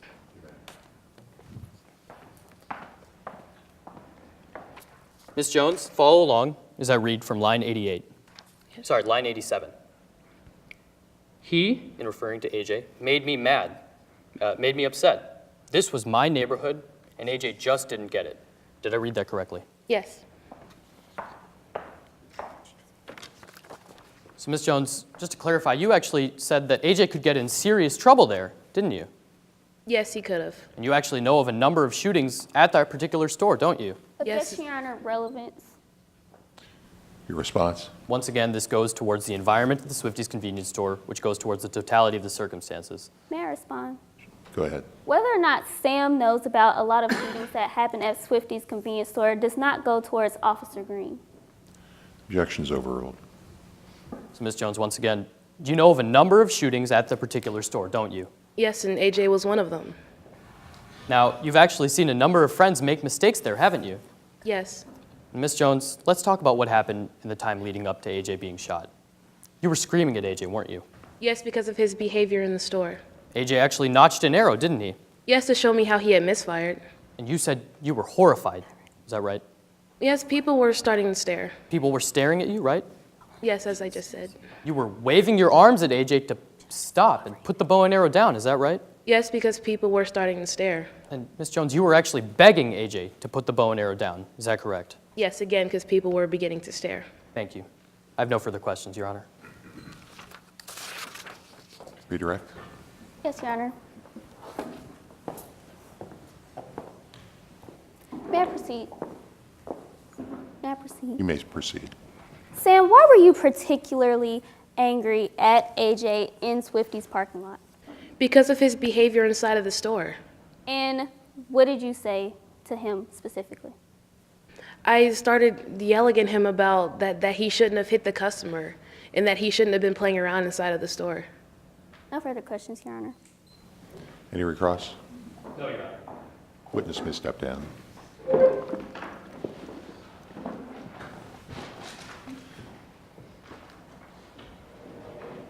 Ms. Brown, Ms. Issa, you may call your next witness. At this time, I move to call Officer Justice Smith to the stand. Okay.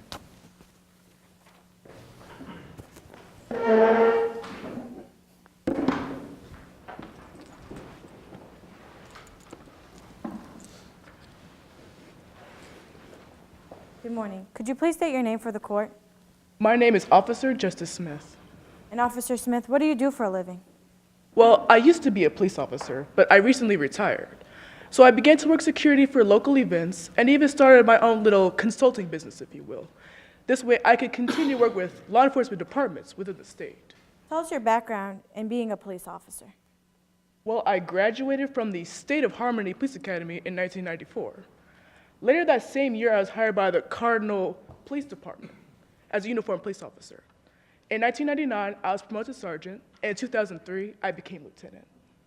Now, Officer Smith, was there any other certifications that you received while being a police officer? Yes. I obtained certification as a subject control instructor. And as a subject control instructor, what did you do? I educated my officers on appropriate responses to a wide variety of situations faced by those officers every day on the job, including following the action and response continuum, also known as the ARC. Tell us about the ARC. Well, it's also known as the police manual. This teaches officers how to properly evaluate a situation to determine the type and extent of response that is reasonable for an officer to use to protect themselves and the public from harm and effectively gain control. This is what the Buckeye Police Department has to follow. Officer Justice Smith, what work have you done within the Buckeye Police Department? Well, since I retired, I observe all law enforcement officers in harmony and train them on how to properly respond to situations encountered in the field. I also work with the Buckeye Police Department to review several of its policies and manuals, including its action and response continuum. How should an officer respond to a certain environment? An officer should choose their response based on department policy, their physical capabilities, training, experience, and perception of the situation. Officer Justice Smith, when is it reasonable for an officer to use deadly force? Use of deadly force is reasonable only in situations where weapons are being used against the officer. When a suspect tries to disarm the officer, There's no lack of foundation for this opinion. Officer Justice Smith has not been qualified as an expert in police procedures or anything of the sort, and therefore cannot give an expert opinion on when it is reasonable for an officer to use lethal force. May I respond, Your Honor? Sure. Your Honor, Officer Justice Smith is not drawing any conclusions. She's just simply stating when it's reasonable for you to use deadly force. In addition, I believe that Officer Green gave testimony to when deadly force was reasonable, and that's how he justified his actions. Yeah. May I respond? Yes. Officer Smith gave testimony as to whether or not he complied with the ARC. Officer Smith is attempting to give testimony as to when it is appropriate and reasonable for an officer to use deadly force, and that is an expert opinion, and she has not been qualified as such. She is giving expert opinions, correct? Yes, Your Honor. And what are her qualifications to testify as an expert? Her qualifications is that she's been a police officer for 20 years. She's certified as a subject control instructor, she's working as a Buckeye Police Department. She'll be certified in the use of force. And she has testified to all of that. Yes, Your Honor. Your position? Your Honor, opposing counsel has satisfied the first prong of Rule 702, which states that an expert must have significant knowledge in a field. However, they have laid no foundation for the second prong, which states that the officer's testimony must be based on reliable scientific, technical, or other specialized information. As you heard in Ms. Brown's opening, Officer Smith was on the scene. She is testifying to her own perceptions, which have not been deemed reliable, as she was on the scene minutes before Officer Green, and therefore testifying from a different perspective than that of a reasonable officer with the same information as Officer Green. Her testimony is not reliable and is not consistent with the precedent set forth by Graham v. Connor. So as to that argument, your response? To him, so am I certifying her now? May I? Okay.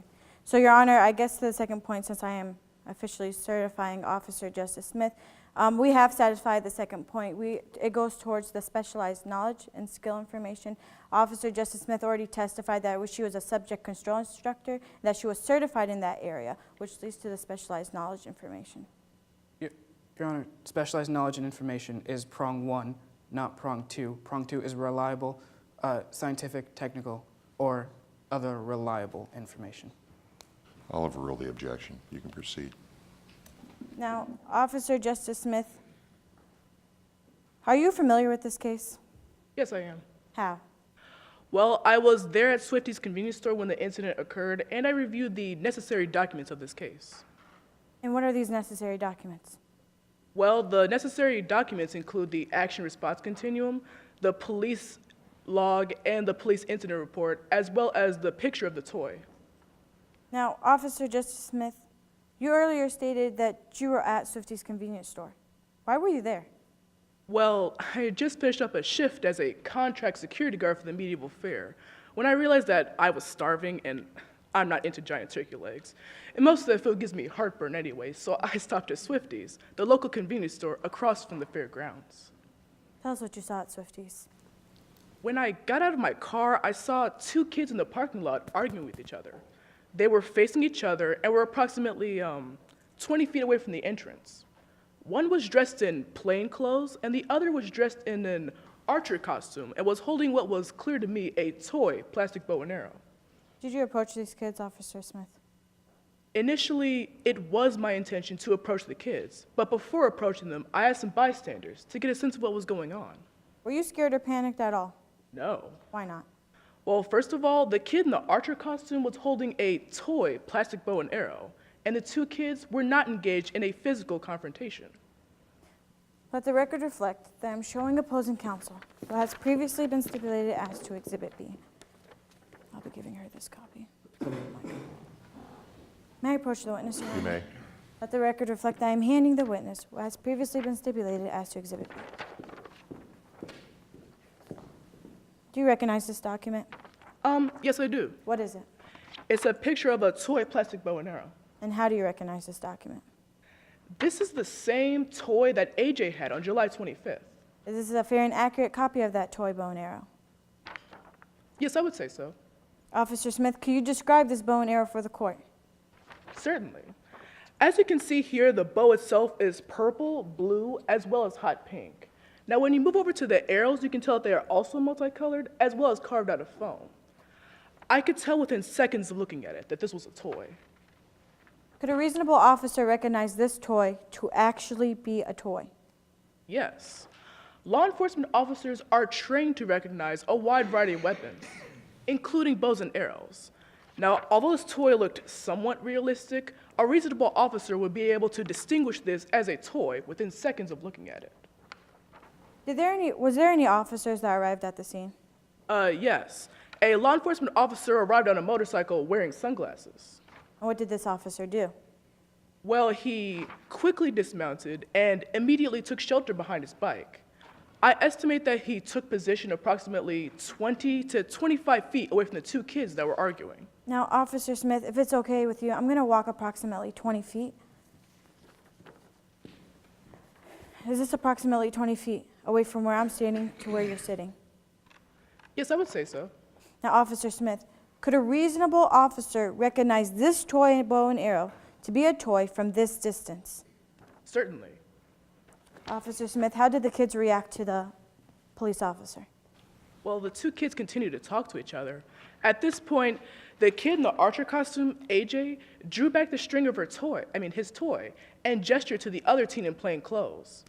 That's when the officer yelled at the kids, but I couldn't even hear what he was saying. And that's when AJ turned to face the officer. And how did the officer respond? Riley responded by firing 2 successive shots into AJ's shoulder, at which point he dropped his toy and slumped to the ground. How long did it take Officer Green to discharge his weapon? I estimate that 30 seconds passed between the time that Officer Green arrived on the scene and the time he discharged his weapon. Officer Smith, have you formed an opinion within a reasonable degree of certainty as to whether or not if Officer Green acted reasonable on July 25th? Yes, I have. And what is this opinion? Officer Green's use of force on July 25th was unreasonable, and Officer Green did not properly evaluate the environment or situation correctly. What is your basis for this opinion? Well, first of all, Officer Green was responding to a potential armed robbery when he arrived at Swifty's, but the situation that he came to was not consistent with one that would pose risk of serious physical harm and would therefore justify the use of deadly force. In addition, the kid with whom AJ was arguing did not appear to be concerned for her safety or threatened by the bow and arrow. And in fact, none of the bystanders either appeared to be concerned for their safety at all. I mean, none of the people tried to wave Officer Green down, seek cover behind cars parked nearby, or were seen running away from the scene. Because of this, they appeared comfortable watching the two kids argue. Ultimately, Officer Green was on the scene less than 30 seconds before he discharged his weapon and used deadly force against the child. Earlier, you mentioned when it's reasonable for an officer to use deadly force. Was Officer Green justified when shooting A.J. Bryant on July 25th? No, he was not. No further questions, Your Honor. Mr. Nelson, you may cross-examine the witness. Thank you, Your Honor.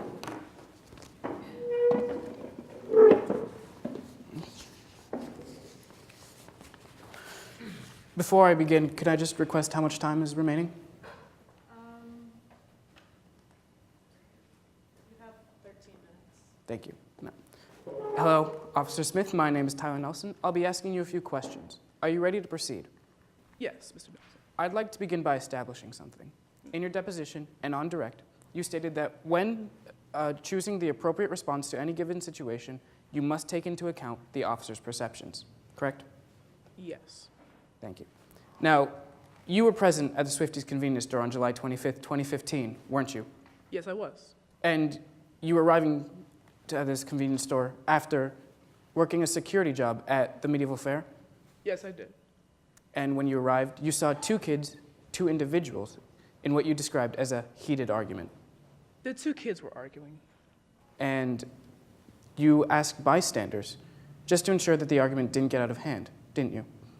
Yeah, I asked some bystanders to get a sense of what was going on, and I wanted to watch them to make sure that nothing got out of hand. So instead of going into the store like you planned, you stayed and watched the two individuals just to make sure that it didn't become physical, didn't you? Yes, as I previously stated. And these two individuals were continuing their heated argument minutes later when Officer Green arrived on the scene, weren't they? Yeah, the two kids were still arguing. And we would agree that A.J. Bryant was holding a toy bow and arrow throughout the entire argument, wasn't he? Yes, a pink, purple, blue toy. And you described this toy to look realistic, didn't you? Somewhat.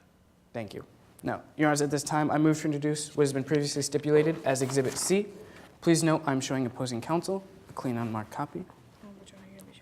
That one.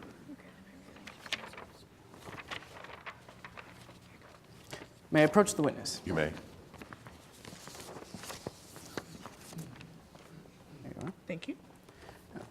Officer Smith, could you please follow along as I read the first authorized response for the situation when facing an individual unresponsive to officer commands? Do you see? Yes. The first authorized response is officer presence. Visual presence of authority is usually enough for a subject to comply with an officer's lawful demands. Did I read that correctly? Yes, you did. So, Officer Smith, we would agree that it is the duty of an officer to establish a visual presence. Yes, it is. And there's a number of ways an officer can do this, such as lights, presentation of a marked police vehicle, presentation of an officer's body in uniform, correct? Yes. And we would agree that Officer Green arrived on the scene at Swifties with his police lights flashing, didn't he? Yes, he had his lights flashing. And was he wearing a police officer's uniform? He was wearing a uniform, yes. Thank you. Now, could you please refer to the top of page 116 under the section Use of Force, section 18.646, Part 2, point F. So, referring to an officer, quote, should precede any use of deadly force by issuing a verbal warning. Did I read that correctly? Yes, you did. Officer Smith, you would agree that Officer Green yelled out to the children, didn't he? He yelled out something, but it is unclear as to what he said. Unclear to you, just to clarify. Yes, it was unclear to me what he said. And this was before Officer Green made any attempt to use deadly force, isn't it? Yes. Your Honor, at this time, I move to introduce what has been previously stipulated as Exhibit D. Please note I'm showing opposing counsel a clean unmarked copy. That is going to the witness. May I approach? You may. There you are. Thank you. Now, follow along. I'll be reading approximately in the middle of the page, starting with Officer Green reports. Do you mean Officer Green reports and dispatch? Officer Green reports that when. It's approximately 10 lines up. 1, 2, 3, 4. Yes, I found it. So, Officer Green reports that when the warnings were issued, the suspect turned to face the officer with the bowstring pulled taut. Did I read that correctly? Yes, you did. So, according to the incident report, AJ's reaction to the warnings was to turn to face Officer Green with the bowstring pulled taut. Is that what the incident report indicates? That is what the incident report indicates. And you saw AJ react in a similar manner to Officer Green's yell, as you described it, didn't you? Yes, the kid turned to face the officer. So you saw, following the yell, AJ turned to face Officer Green, didn't you? Yes. He turned to face the officer. And at this time, the bowstring was still pulled taut, which is consistent with the incident report, isn't it? Yes, the string of the toy was still pulled taut. Thank you. Now, could you please refer back to Exhibit C? Once again, under the section 18.646, Part 2, I'll be reading at the bottom of page 115, point A.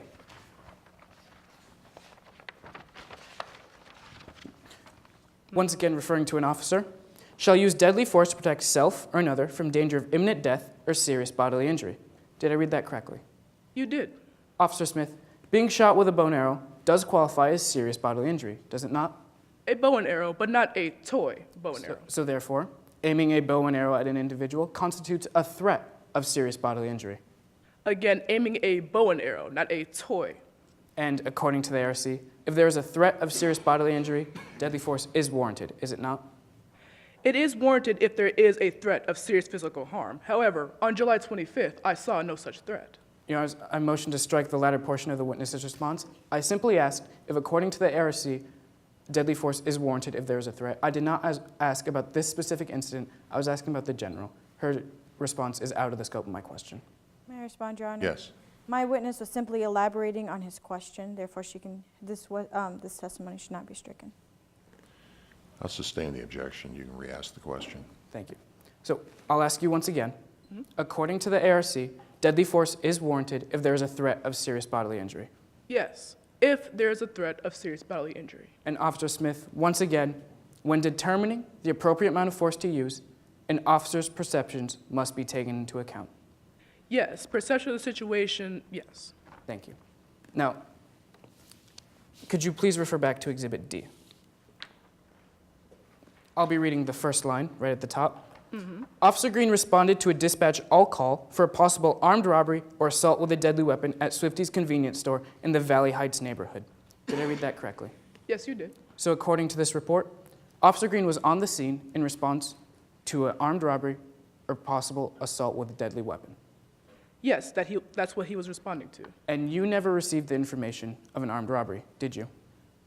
No, but I did review the necessary documents for this case, so I did know that upon sitting on this courtroom today, but I did not know that prior to sitting here today. So just to clarify once again, while you perceived the incident, you did not have the information of an armed robbery. Objection, Your Honor, asking the answer of my witness with a yes.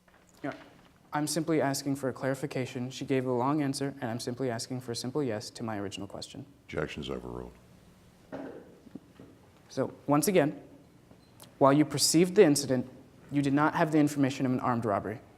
Not when I perceived the incident, no. And when you perceived the incident, you did not have the information of a possible assault with a deadly weapon. No, I did not have that information. And you were not on the scene in response to a possible armed robbery nor an assault. No, I was not there in response to that. You were there because you came from the medieval fair, weren't you? I was there do you mean at Swifty's convenience store? Yes. I was there at Swifty's convenience store because I wanted a snack. Following you being at the medieval fair. Yes. Thank you. Now, you stated that Officer Green was on the scene for approximately 30 seconds before issuing deadly force, correct? Yes. However, in the ARC, does it ever state the appropriate amount of time to take before issuing deadly force? No, but it does state that you should take the amount of time necessary. Correct. So therefore, it is on a case-by-case basis, isn't it? Yes, it is. And there are cases in which an officer must react within 30 seconds in order to save lives. Wouldn't you agree with that? I would agree with that, yes. So at this time, I'm going to take you through all of the events that happened within those 30 seconds. To begin those 30 seconds, Officer Riley Green arrived on the scene with his police lights flashing, correct? Yes. And in those 30 seconds, A.J. Bryant and Sam Jones were continuing a heated verbal argument in the middle of the parking lot, weren't they? Yeah, the two kids were arguing. And in those 30 seconds, Officer Green took cover. Yes. In those 30 seconds, A.J. drew back the drawstring of his bow. Yes, he drew back the string of his toy. In those 30 seconds, holding the bow at full draw, A.J. gestured to Sam Jones, standing right next to him. Yes, he gestured his toy towards Sam. In those 30 seconds, Officer Green yelled out to the individuals in the argument. Yes, he yelled out some unclear words. In those 30 seconds, A.J. reacted to this yell by turning to face Officer Green. Yes, he turned to face the officer. In those 30 seconds, A.J. Bryant was facing Officer Green with the bowstring pulled taut, wasn't he? Yes, he had the string of his toy taut. And it was only after all of those events had occurred that Officer Green issued deadly force. Yes, he used deadly force against a child. Thank you. No further questions, Your Honors. May I retrieve my documents? You may. Any redirect?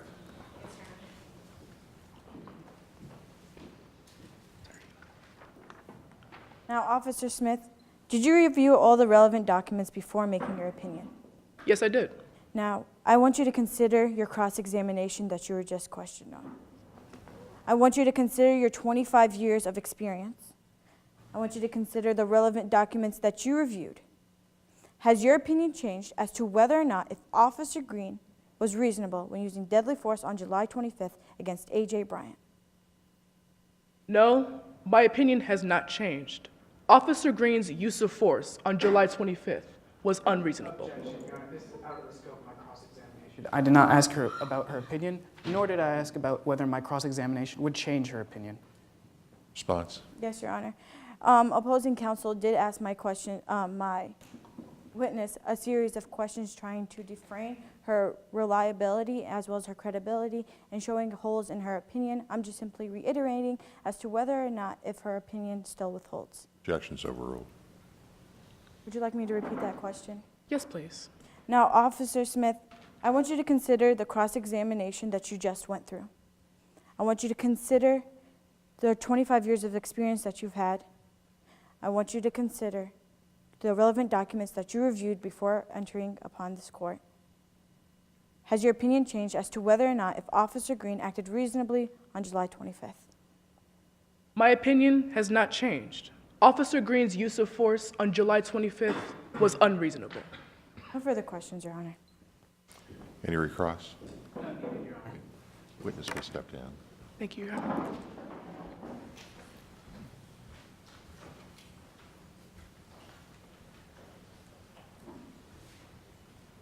Does the defense rest at this time? Yes, Your Honor. Okay. This time the defense rests. Okay. The prosecution rests. Prosecution rests, excuse me. At this time, we'll take 2 minutes, during which time you can prepare your final arguments.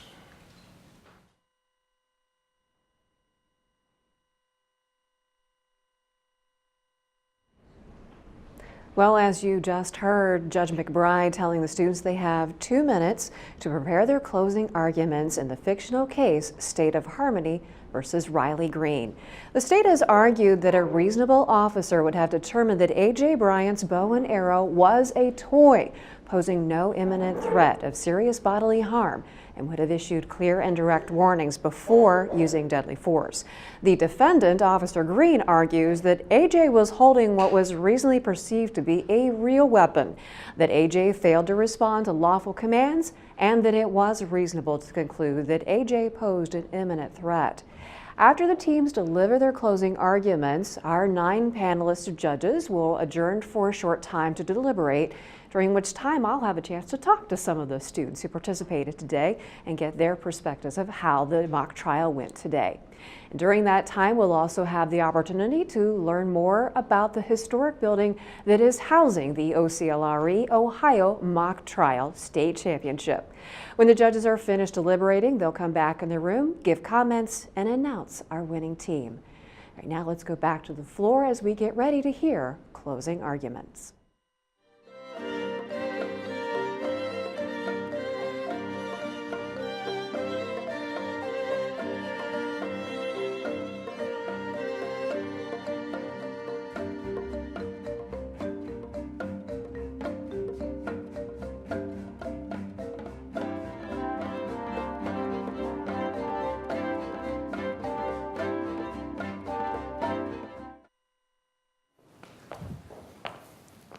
May I proceed? May it please the court. At the beginning of this trial, my co-counsel, Mr. Nelson, recounted the words of Justice Sandra Day O'Connor. A policeman's hands should not be tied. When lives are at stake, police officers need the ability to take action, to make a split-second decision in a tense situation. As you have seen from today's trial, Officer Riley Green perceived a threat to the safety of himself and the public and used the appropriate amount of force to eliminate that threat. From the testimony presented in the courtroom today, it is apparent that we have met our burden by a preponderance of the evidence to support the affirmative defense of legal justification. The use of force by law enforcement is subject to the Fourth Amendment prohibition against unreasonable searches and seizures. And in this case, the use of deadly force on A.J. Bryant is legally justified if it meets the standards set in Tennessee v. Garner. Now, as Mr. Nelson has told you, the court must look at three factors to determine the reasonableness of a use of force: a threat of serious physical harm, a risk to the public, and whether or not the officer issued a warning. And while looking at all three factors, it must be determined if the officer's actions are objectively reasonable in light of the totality of the circumstances, and not from the benefit of hindsight. First, concerning a threat of serious physical harm, we have established justification for Officer Green's actions. Officer Green testified that upon arrival to the store, the two kids were screaming at each other. One of the individuals was flexing what appeared to be a deadly weapon and even pointing it at the other. And you heard Miss Sam Jones testify that she was waving her arms at AJ to put the bow and arrow down, and she was begging him to stop, but AJ refused to listen.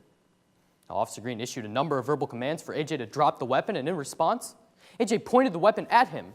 And with this imminent threat of serious physical harm, Officer Green had no choice but to resort to deadly force. In addition, we have shown that A.J. Bryant posed a risk to the public. Officer Green was dispatched in response to an armed robbery and assault with a deadly weapon. With the information that he was provided, it was clear to Green that A.J. had just committed a crime involving the threatened infliction of serious physical harm. Now, considering the actual altercation within Swifties, Miss Sam Jones testified that she heard glass break, she heard A.J. scream at the customer, she saw A.J. attempt to bait the customer into hurting him, and she even ran out of the store with A.J. Now, the totality of the circumstances calls for not only an examination of the facts at the scene, but the context. And as you have heard Officer Green testify, he's been to the store on a number of occasions in response to deadly crime, and therefore the expectation of a threat was reasonable. And even Miss Sam Jones testified that she'd been knowing of a possible shootings at the area, and that she's known people who've actually shoplifted at the convenience store, and therefore the expectation of a threat was imminent. Now, in response to AJ's noncompliance, consistent with the third factor of Garner, Officer Green made his presence known by issuing multiple verbal warnings, ordering the suspect to drop his weapon, flashing the lights of his marked police vehicle, and even using his siren, therefore clearly establishing a visual and verbal presence before resorting to deadly force. Now, Graham v. Conner established that the reasonableness of a particular use of force must be judged from the perspective of a reasonable officer on the scene, rather than with the advantage of hindsight. In addition, Plumhoff v. Rickard said that officers are required to make decisions in circumstances which are tense, uncertain, and rapidly evolving. But, Your Honors, the sole expert provided by the prosecution has not given the court an objective analysis. Here are the facts. Officer Justice Smith was not informed of a robbery at the Swifties convenience store. Officer Green was. Officer Justice Smith was not dispatched to deal with an armed suspect. Officer Green was. The information with which Officer Smith has analyzed the scenario does not give the same perspective as a reasonable officer forced to make a decision. One need not look further than Officer Pat Sweeney to see that an objective analysis, in light of the totality of the circumstances, concludes that Officer Green's use of force was objectively reasonable.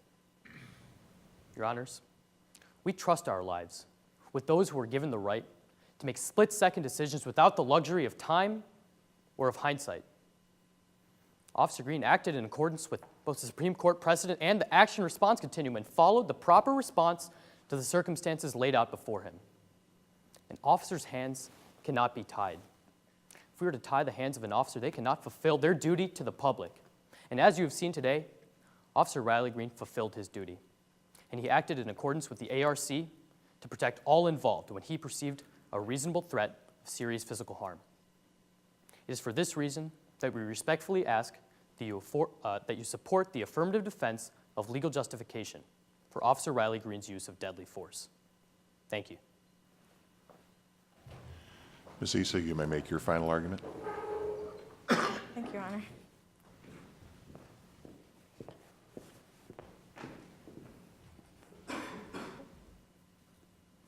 Your Honors, opposing counsel, may it please the court. Shoot first, assess later. Throughout the course of this trial, you have seen evidence in her testimony to demonstrate that is exactly what Officer Riley Green did when arriving at the scene. He assessed the situation for less than 30 seconds and then made the decision to shoot A.J. Bryant twice in the shoulder. On that day, Officer Riley Green violated A.J. Bryant's Fourth Amendment rights. And for that, we ask you to find him liable. In this case, the defense holds the burden of proof beyond the preponderance of evidence and the elements outlined in Tennessee v. Garner. First, did A.J. Bryant pose a threat of serious physical harm to Sam Jones, Officer Green, or anyone else at the scene?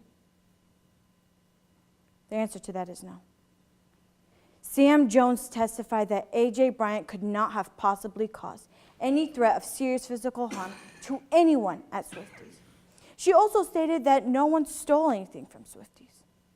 Now you also heard testimony from Officer Justice Smith. Officer Smith and Sam Jones both came here and testified that nobody was scared or panicked. Nobody was confused or screaming away from A.J. And no one considered A.J. Bryant to be any threat of serious physical harm at any point, except Officer Green.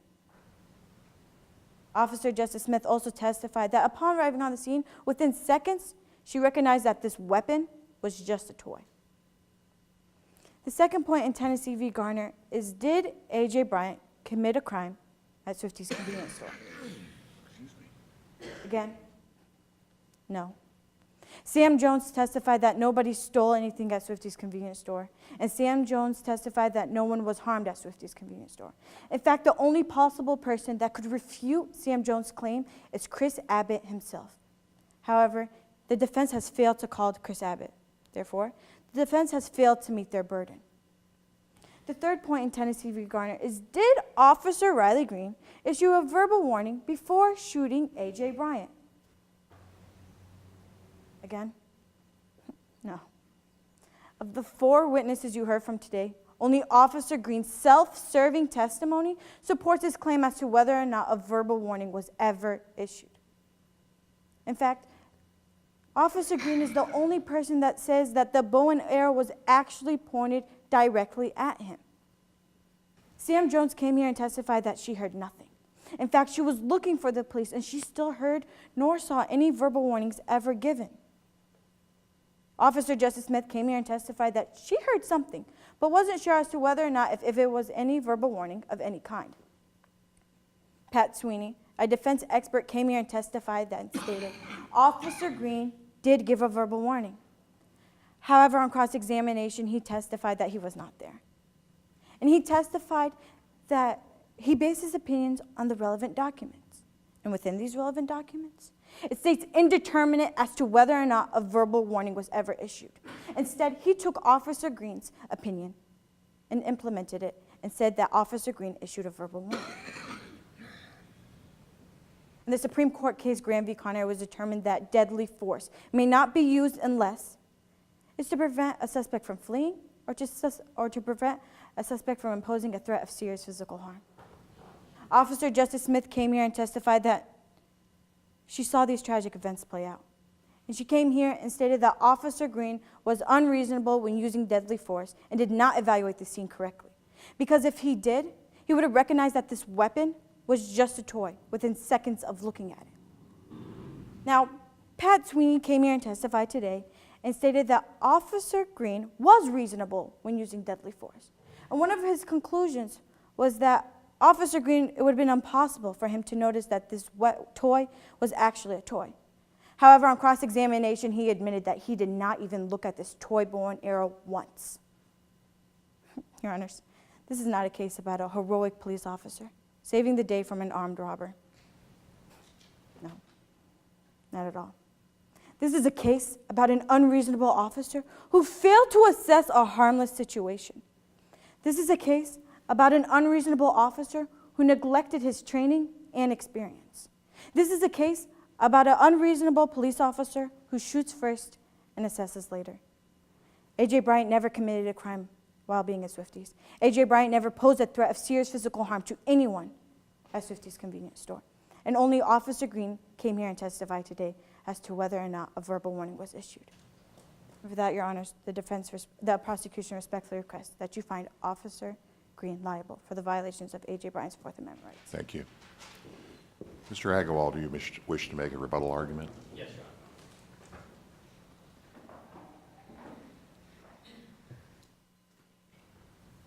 May I proceed? You may. May it please the court. Now, Your Honors, both Ms. Brown and Ms. Ela have told you that Officer Green shot first and assessed later, but the prosecution has done exactly what they accuse Officer Green of doing. They have assessed later. They have not assessed the situation, and they have not formed an opinion based on the circumstances at the scene. It's easy to look from hindsight, but the prosecution has provided no evidence to refute the perceptions of Officer Green upon the scene. In fact, the testimony of their two witnesses corroborates the fact that danger existed at the scene. Officer Justice Smith witnessed two individuals in a screaming argument for several minutes. Sam Jones testified that she was screaming at AJ, waving her arms at AJ, begging AJ to put the bow and arrow down, but he refused to listen. Now, Your Honors, the prosecution has also cited the Supreme Court precedent of Graham v. Connor, but they missed the key ruling of Justice Rehnquist, and that is that an analysis must be from the perspective of a hypothetical, objective officer. Justice Smith has provided no such explanation. His opinions are based on his perceptions and not an objective analysis. And you even heard Ms. Ela testify that he had holes in his testimony. But Officer Pat Sweeney has analyzed the situation in light of the totality of the circumstances with the same information that Officer Green perceived, and he led the conclusion that deadly force was reasonable. And Your Honors, we've cited the Graham v. Connor case, which says that officers must make split-second decisions. And while the prosecution may have you believe that Officer Riley Green rushed to judgment, Mr. Nelson showed on cross-examination that only after all the events that occurred in those 30 seconds did Officer Green resort to deadly force. Your Honors, a policeman's hands cannot be tied. If we are to tie the wrists of our protectors in ropes of uncertainty, in ropes of doubt, and in ropes of hesitation, the only result is a tragedy waiting to happen. Thank you, Your Honors. Thank you. At this time, the scoring judges will retire to commence their deliberations.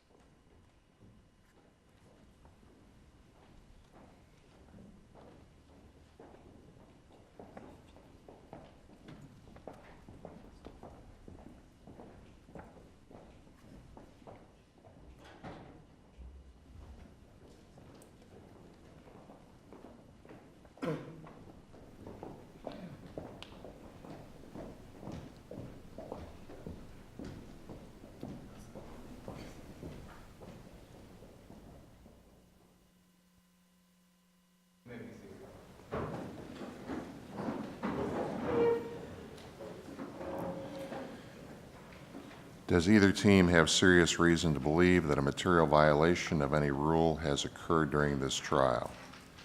I will remain on the bench for 3 minutes, during which time any protest or objection may be brought to my attention by a team attorney. The team attorneys may communicate with all performing team members, witnesses, bailiff, and timekeeper involved in this actual round, but may not communicate in any way with legal advisors, teachers, or anyone outside the performing team members. As I indicated, I'll allow 3 minutes. If at any time during the 3 minutes you decide that you do not have a post-trial objection, you can simply indicate that.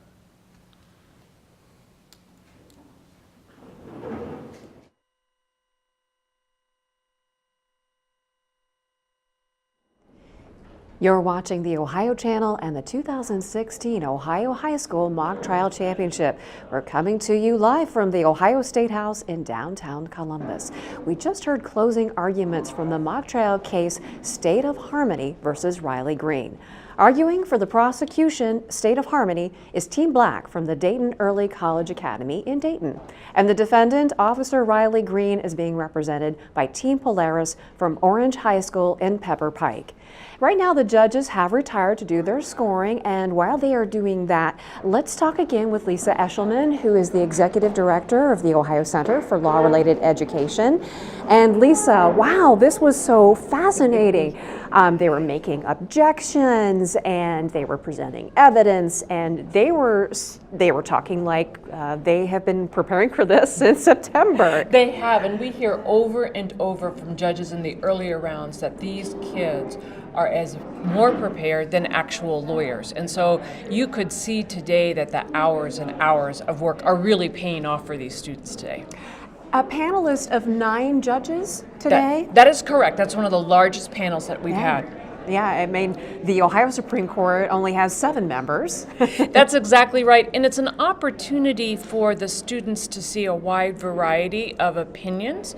It's also an opportunity for us to demonstrate the breadth of the support that we have from our sponsors and members of the legal community. Wonderful. So let's talk. Each of the judges did a little introduction at the beginning, but that's been a while ago. So let's talk about the panelists today. Who have you put together on this judging panel? Sure. We have Justice William O'Neill from the Supreme Court of Ohio.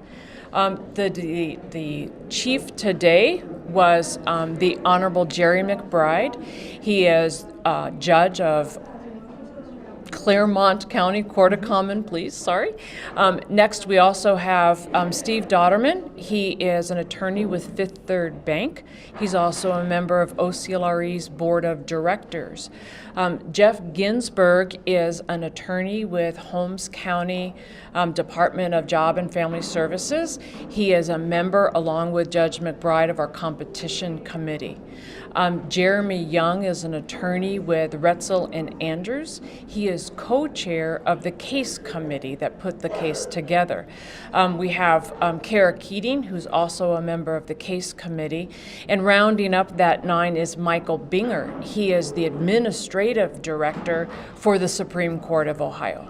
And all, whether they're a judge or a justice, they're all attorneys? They are all attorneys. Some are members of the bench and others are practicing lawyers. Okay, very good. So in the deliberation room, what exactly happens if we were to be a fly on the wall? Sure. The judges will first get together and usually go around the table giving their opinions and their perceptions of the performances of all of the students.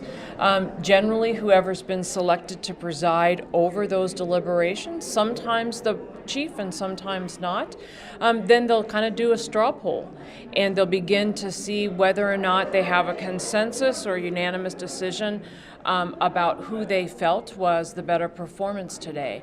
But in addition, all of the panelists will consider who will be awarded the best attorney and who will be awarded the best witness. What are some of the criteria?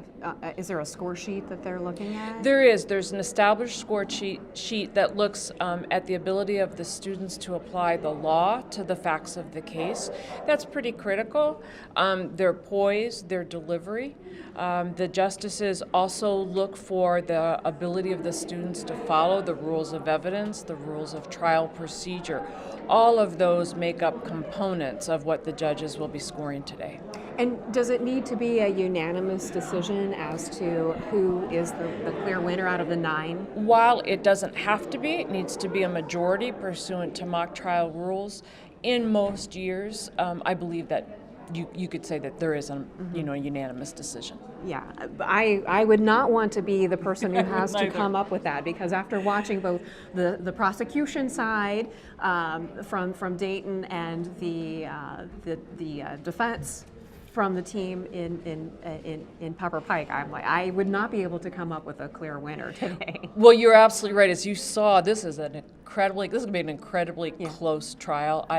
We suspect that the scores will be very split hair, but that's what makes this final round so exciting. And what can we expect once the judges come back? What's the next step in this? What we'll do is they will first award the best attorney, best witness, and then before they award, they'll do a set of comments. And so each of the judges will have the opportunity to comment on the performance of both schools. Then we'll they'll do some awards of the attorney, the witness, then they'll announce the championship team.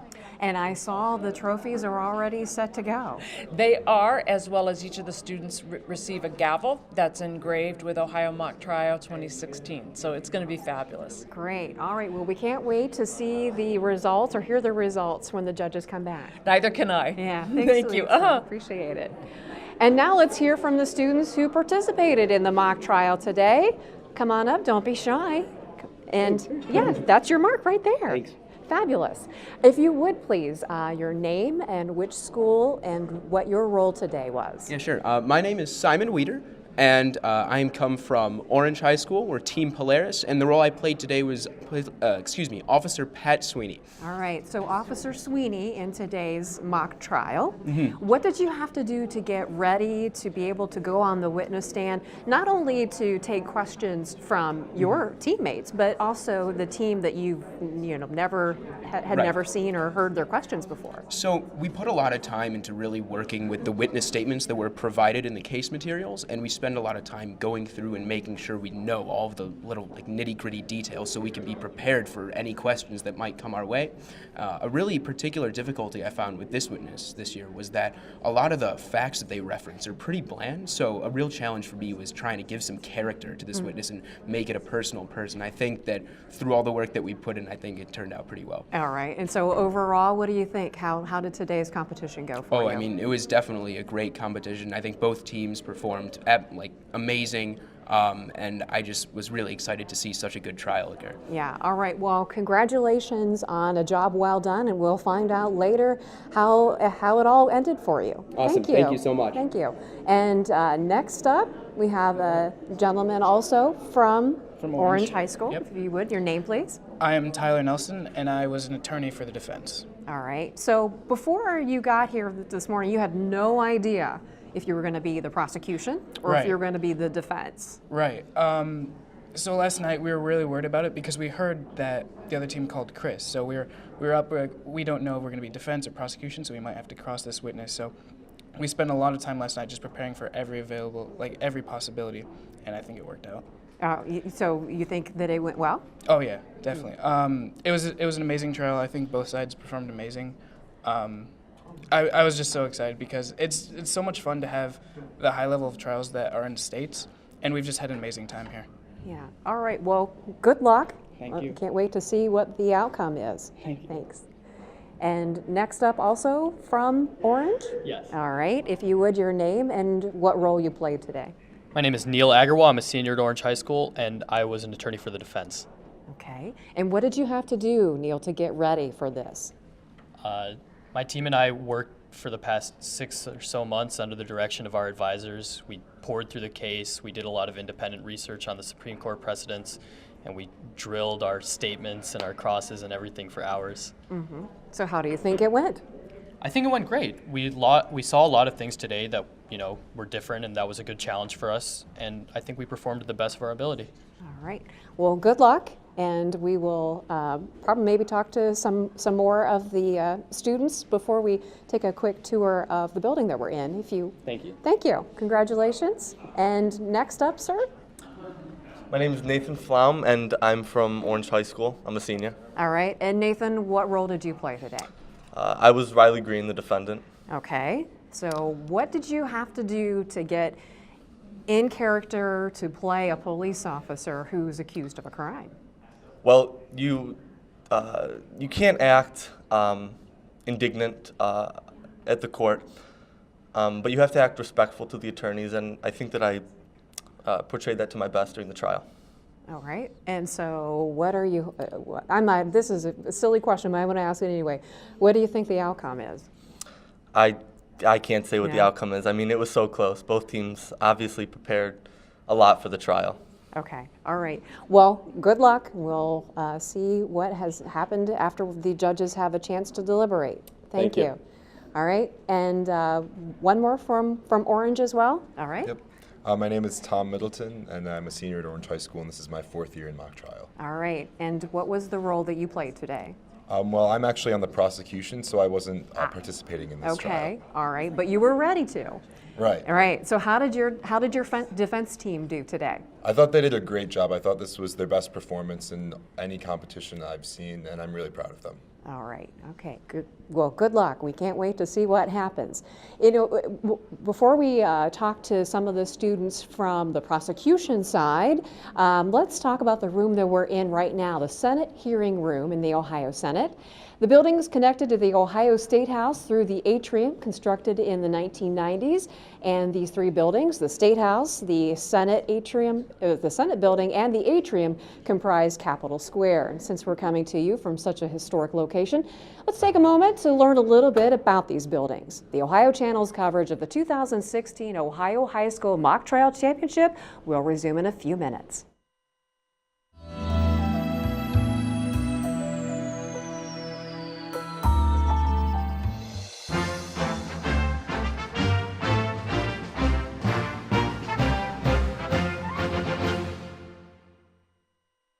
The Ohio State House was completed in 1861 at the beginning of America's Civil War.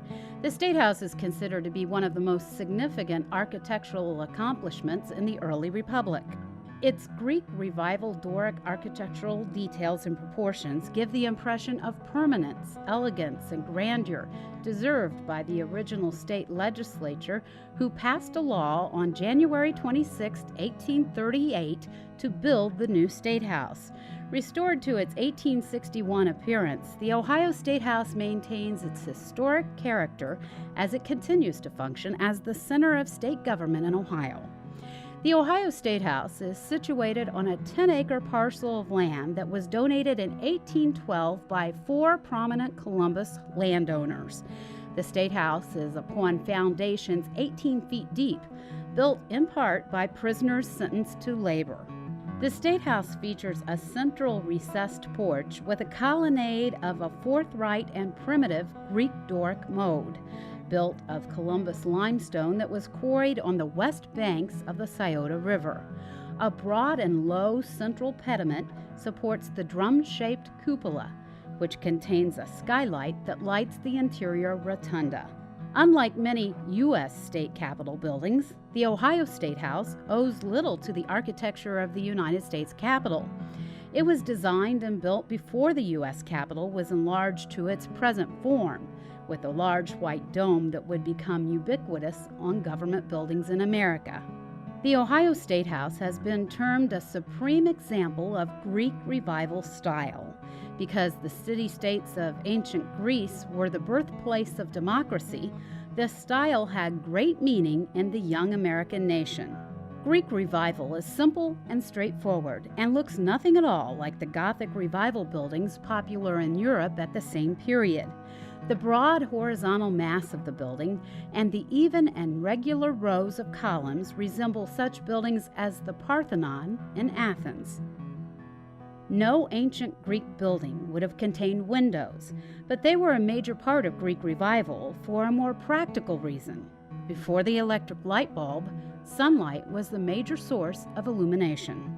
More than a century and a half old, the Ohio State House has been designated a National Historic Landmark by the Secretary of the U.S. Department of the Interior.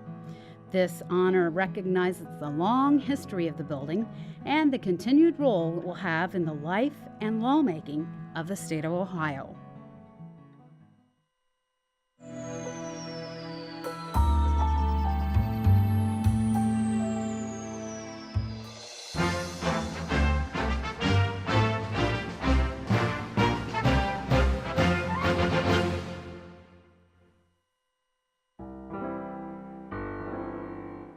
Surrounded by brilliantly white marble, you're standing in one of the most impressive spaces in the Capitol Square complex.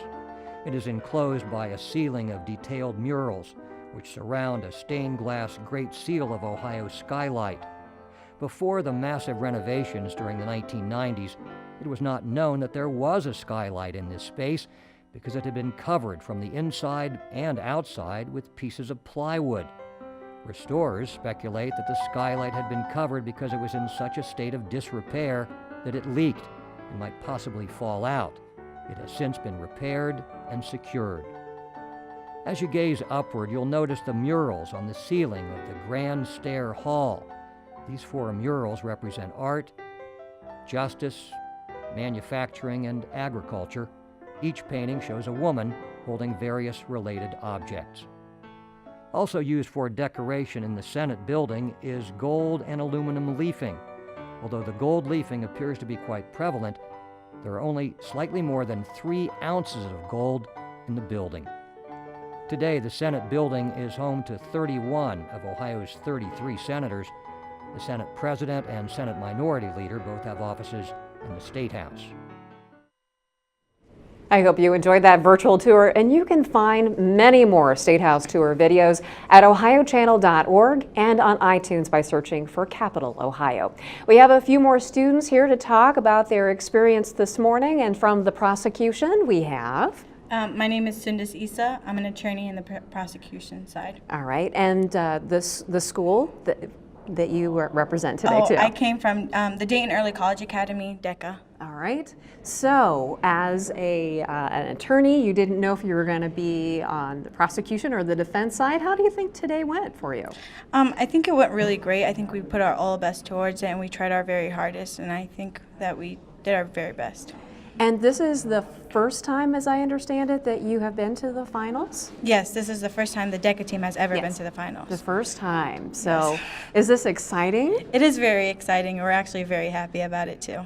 What kind of preparation, though, did it take to get to today? Well, in our class periods, we have, in our school, we have a class period for mock trial, and then we also come on Saturdays morning. So we worked very hard for it, and we put our all best towards it, so just hoping it pays off. Your performance today, when you were making objections and you were telling the judge why you were making those objections, I could swear that you had already gone through law school.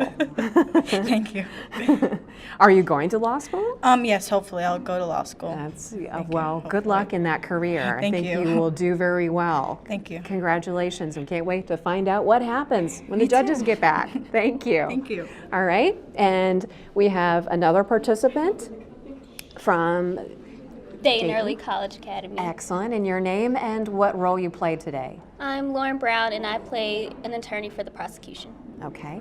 Lauren, what did it take to understand what an objection is, what the prosecution does, what the defense does? I mean, what kind of preparation does it take to understand what the law states? Lots of practice, but we have great legal advisors, and our teacher all help us. So all of the practice that we do, they make sure that we're prepared. And have you participated in mock trial before? Yes, the previous year. And what do you think about the experience? It's always fun. Mock trial was new to me, but I'm glad that I joined. Okay, great. Thanks, Lauren. I appreciate it. And congratulations and good luck. Let's talk to our next participant. Thank you. Come on over. If you would, your name and the school. My name's Jennifer Goodman, and I go to Orange High School. Okay, and Jennifer, you were not up on the... No, I'm a witness for the prosecution, so our other side, but today time kept. Okay, and if you had been on the prosecution side, who would you have played today? I would have played Sam Jones. Sam Jones? Yeah. Okay, so what does Sam Jones think about today's trial? How did things go? I thought both sides performed really, really well, and that the trial was one of the best trials I've ever seen, and I think that both teams obviously practiced a ton for this, and it paid off. Okay, all right, well, good luck, and we'll find out soon, hopefully, as the judges continue their deliberation for the mock trial high school competition, the finals, and we have a young man here today from which school? Dayton Early College Academy. All right, and your name and what role you play? Tyrese Jamison. I'm an attorney on the defense. Okay, so as being on the defense, since your school did the prosecution today, correct, but you were ready. Right. And you've actually been in Columbus yes, since Thursday, as the competition started with 300 plus, I believe, schools. Yes, we have. We've had a lot of tough competition, but we've been able to work our hardest and do our best with and I couldn't ask for a better team. What has been the challenge as you faced the teams from other schools? Well, Sometimes other teams have material that we've never heard of before or don't know how to assess the situation, but overall we always overcome it, and we try our hardest to overcome those obstacles. Anybody you want to give a shout out to special help and assistance for all this work? Our advisors, Matt Bruce and Michelle Zooks, they prepared us wonderfully for this opportunity, and I couldn't ask for anything better. Well, we may have a chance to talk to them, and I'm sure they'll give equal shout outs to all of you students as well. So thank you, congratulations, Thank you. and we can't wait to find out who the winner is. And next we have... Hi, Juju. I'm an attorney on the defense side at the Dayton Early College Academy. All right, so again, you were watching. Yes. How did you think that your prosecution team did today? I couldn't be prouder. I felt like they did everything to the best of their ability, and I feel like I couldn't ask for a better team to go to state with. Well, great experience. That is the power of positive thinking, Yes, right? yes, of course. Yeah. And when you are talking to other students about mock trial, what do you like best about this experience? We have fun. I just couldn't be a better family environment that we have, and we always make sure we don't be too serious, because if we're too serious, we can't relax and concentrate and actually do our best. So one of the things I say we do best is just have fun, and that's like one of the most important things. Okay, great. Well, good luck. Thank you. Good luck. Are we going to talk now to one of the advisors? Because I know they're excited about this. I know you're excited in that your students performed so wonderfully, and so as we wait to hear back from the judges to find out which team, let's talk to the folks from. My name is Matthew Bruce. I'm an attorney with Siebele, Shillito & Dyer in Dayton, and I'm the legal advisor for DECA. Okay. And my name is Michelle Zooks, and I'm the teacher at Dayton Early College Academy. Okay, all right, wonderful. So when did you all start preparing your students for this, what came to be the state final championship? Well, we got the case in end of September, but we've really been working since the beginning of the school year to teach the kids about the rules of evidence and the rules of mock trial, and so we've been working for 6 months to get to this point. Okay, and as a legal advisor, what exactly, and this might be an obvious question, but what exactly does an advisor do for the students? I kind of come in and fill the gaps, I guess. So Michelle works incredibly hard every day with these kids, and I try and get in about once a week and just answer more of the logistical and legal questions, about the rules of evidence, hearsay, some of the analysis questions, just things that, Michelle certainly handles 99% of it, and I come in and sort of fill in the blanks for these students.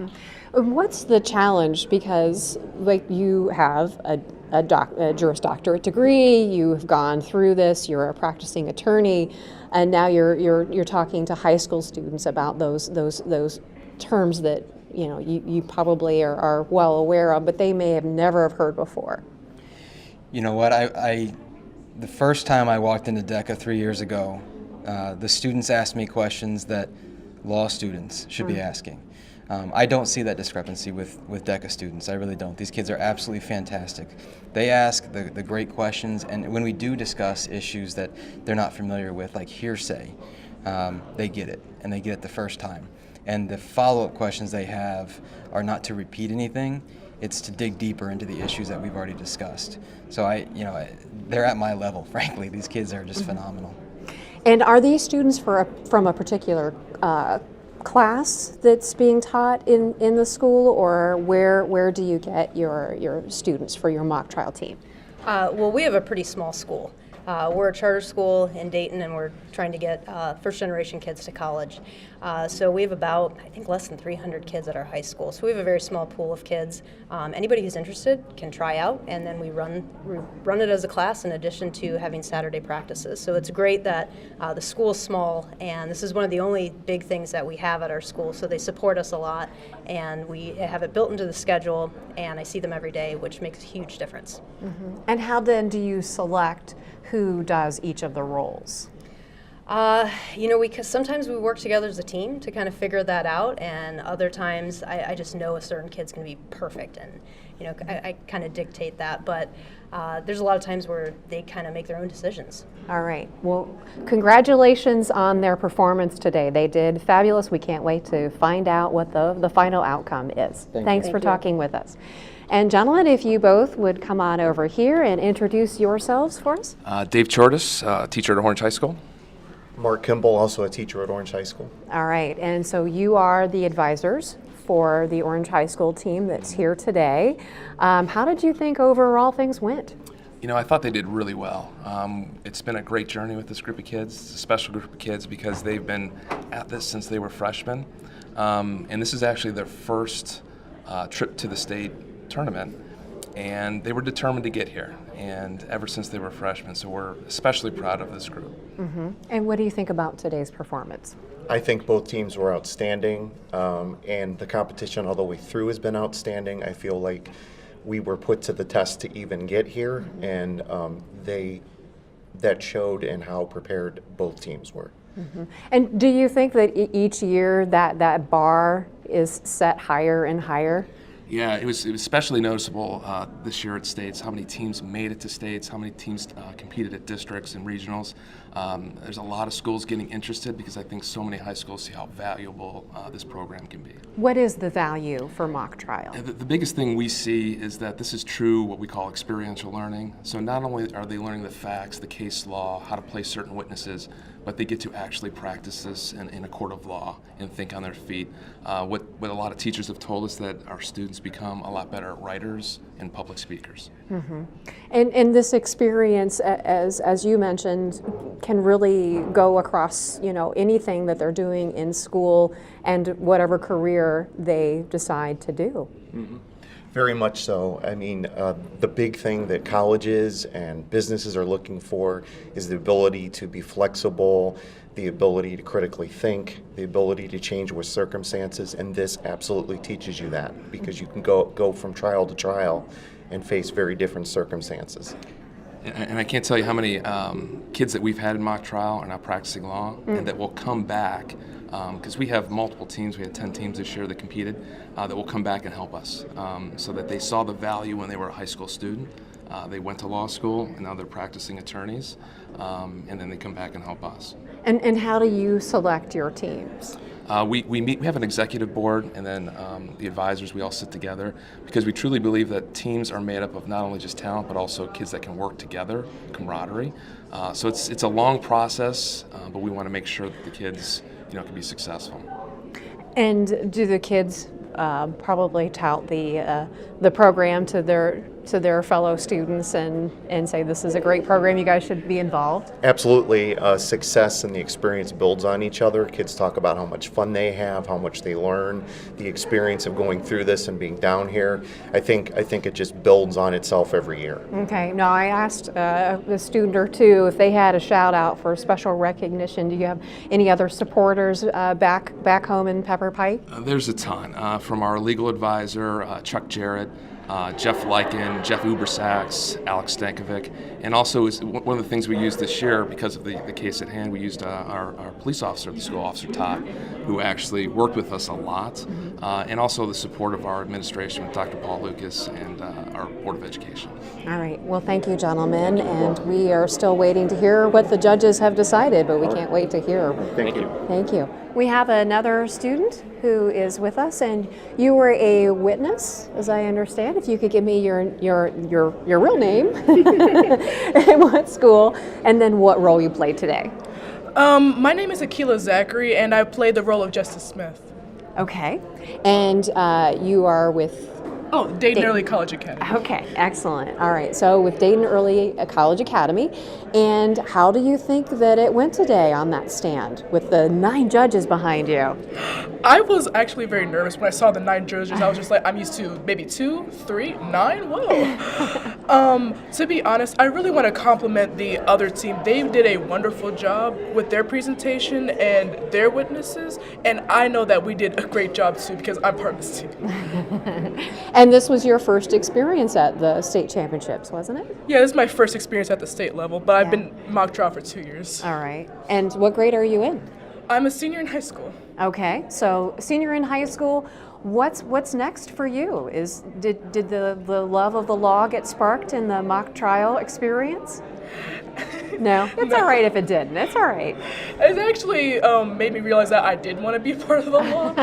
But if I hadn't gone to mock trial, I think I would not have known that I would have been in college doing something I didn't want to do. But mock trial, I really did want to do because this taught me how to do other things that I would not have known inside of the classroom, like how to speak better, how to talk to other people, how to listen properly, and things like that. And be interviewed live on television. There you go. Now you can mark that off. Thank you so much, and good luck. And we can't wait to find out if your team is the winner. Thank you very much. Thank you. And do we have another participant? Come on up. If you would, your name and what school, please? My name is Jesse Beckstone, and I am a student at Dayton Early College Academy. Okay, but your badge says Sam Jones. Yes, I also double witness as Sam Jones and for the defense as Officer Riley Green. Okay, what did you have to do to prepare to be this other person that you are not? It was actually a really rigorous experience. I only had 3 weeks to do it. The original person who's playing Riley Green went to an internship in Washington, D.C., so I had to take her place. Oh, wow. I had to learn a whole new witness statement, a whole new direct, to get ready for a whole new cross-examination. Right. So when you are answering these questions from your teammates, I mean, you probably have practiced, but when you're answering a question from the other team that you have no idea what they're going to ask you, how do you get ready to answer something like that? I just have to study my witness statement, and 9 times out of 10, our crosses are more or less exactly the same as the other team, so I know what to do and I'm ready to jump on it as soon as they ask me the question. If someone has never participated in mock trial before, what would you tell them? I'd tell them to look into it. It's a wonderful program. I didn't know anything about it my sophomore year, and I just saw that they needed acting positions, so I was like, oh, maybe I can do that. And I don't have any interest in law at all, but doing mock trial is a wonderful experience. It teaches you how to mature, work ethic. It's a wonderful experience. I say go for it even if you're not interested in law. All right, and so what is next for you once you graduate from high school? Next for me is to go to Eastern Michigan University, and I would like to study Japanese language and literature and do video game design. Wow, that is far from the legal field, but that is a very interesting one. Thank you so much for your time and good luck. Thank you. Thanks. And next up, if you would please, your name and what school you're with. My name is Chase Pooler, and I'm from Dayton Early College Academy. Okay, and Chase, tell me, were you on the witness stand today? No, I wasn't. I was actually on the witness stand yesterday twice. I'm there twice. So with the competition that you had to do the last couple of days, what was the best part, do you think, of your experience in these last several days? The best part was probably my cross-examinations because that's where I really got to shine. I got to show the judges that I really know my witness statement and I know this character very well. Mm-hmm.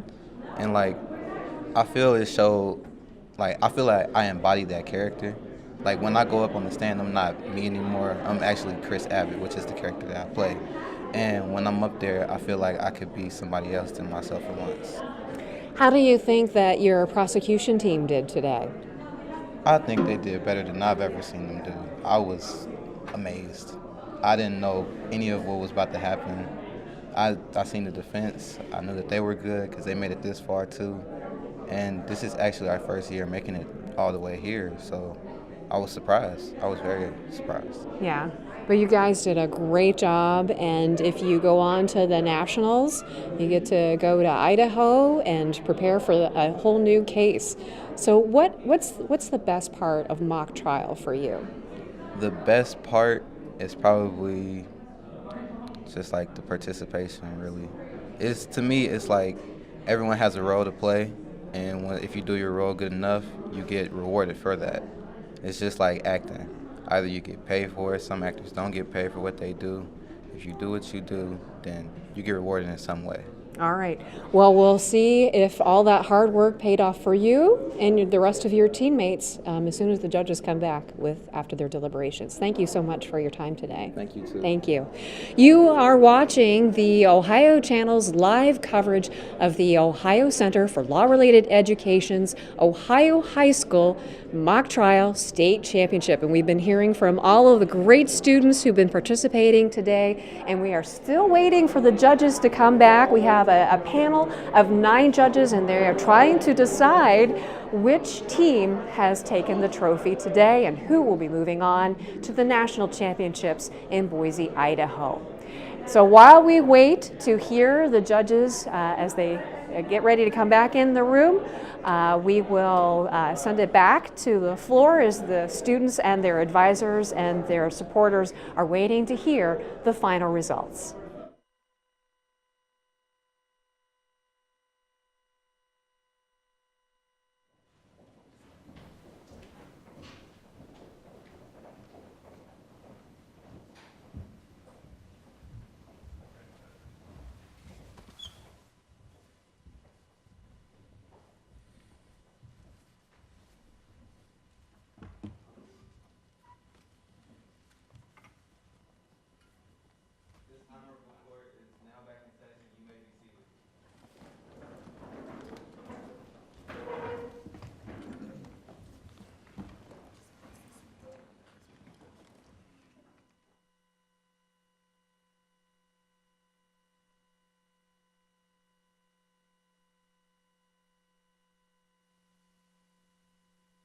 And we'll start down at the left side with Jeff.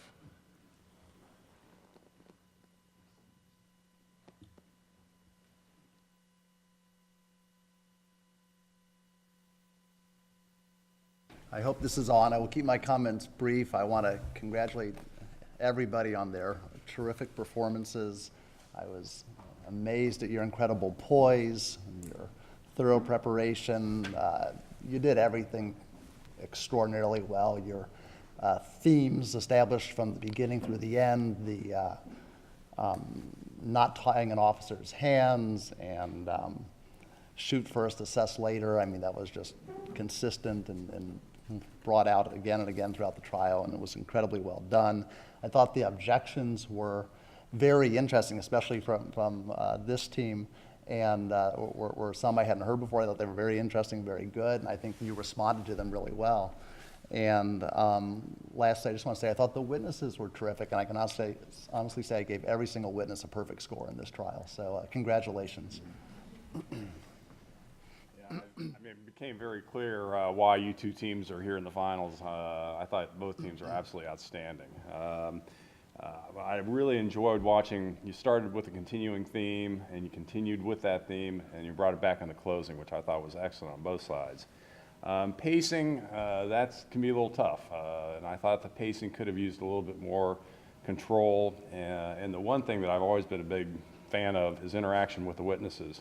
When you're questioning your witnesses, you have to be really interested in your witnesses, and you have to interact with the witnesses. And I thought you did a good job on that. So I thought, all in all, it was an outstanding competition.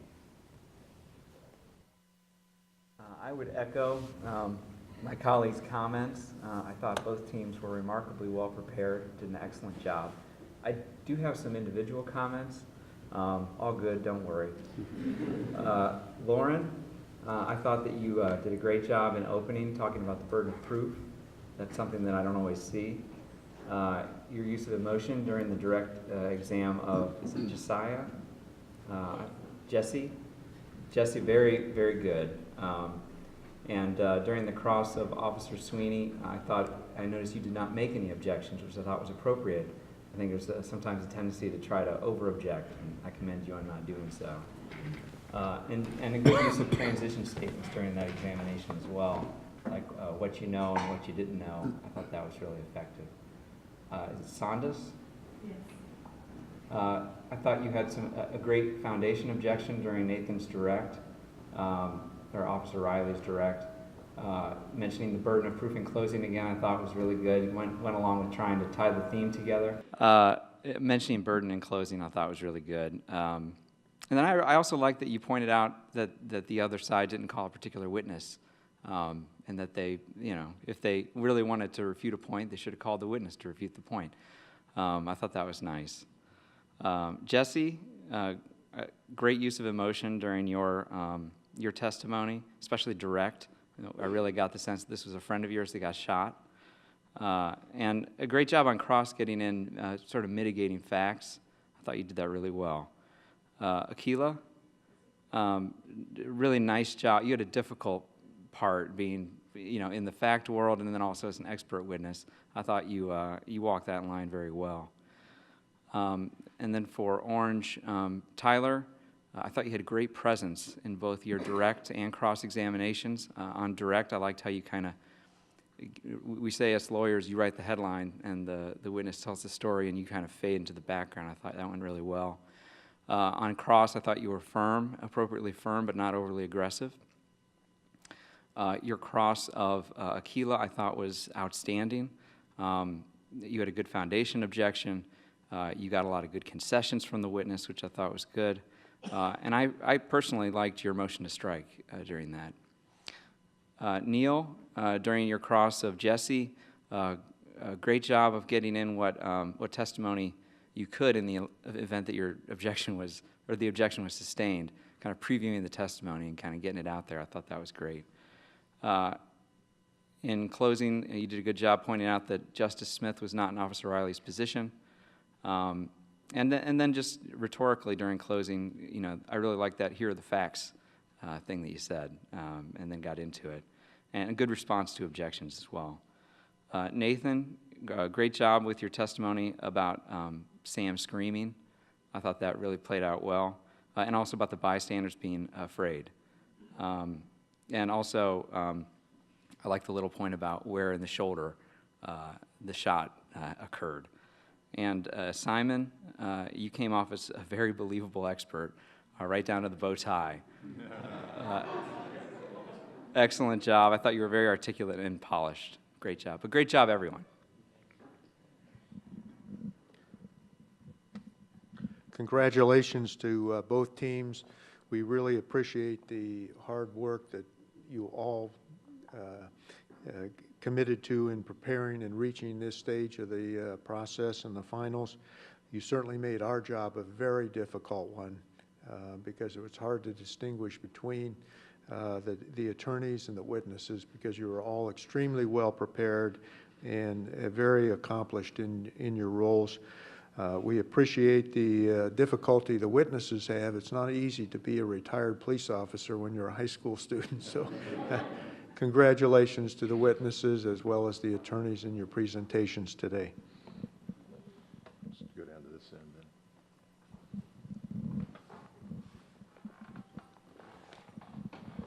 Well, thanks very much, folks. All 8 of you had very clear voices. It was very easy to understand what you said, and I appreciated that very much. This was probably out of, this was the 8th trial I've heard this year. This was probably the best set of witnesses that I've heard all year. And that includes the fact that prosecution, you put Sam Jones on the stand. More teams that I've heard have put AJ on the stand. And at first, I thought that the first time I heard that, a trial using Sam Jones, I thought that was maybe a strategic error. But you did very well using Sam Jones. Ms. Issa, your cross-examination was excellent. I really thought you impeached very well in that case. I enjoyed very much Mr. Nelson and Mr. Veeder, your direct examination. You got a lot out on the table there in a relatively short period of time.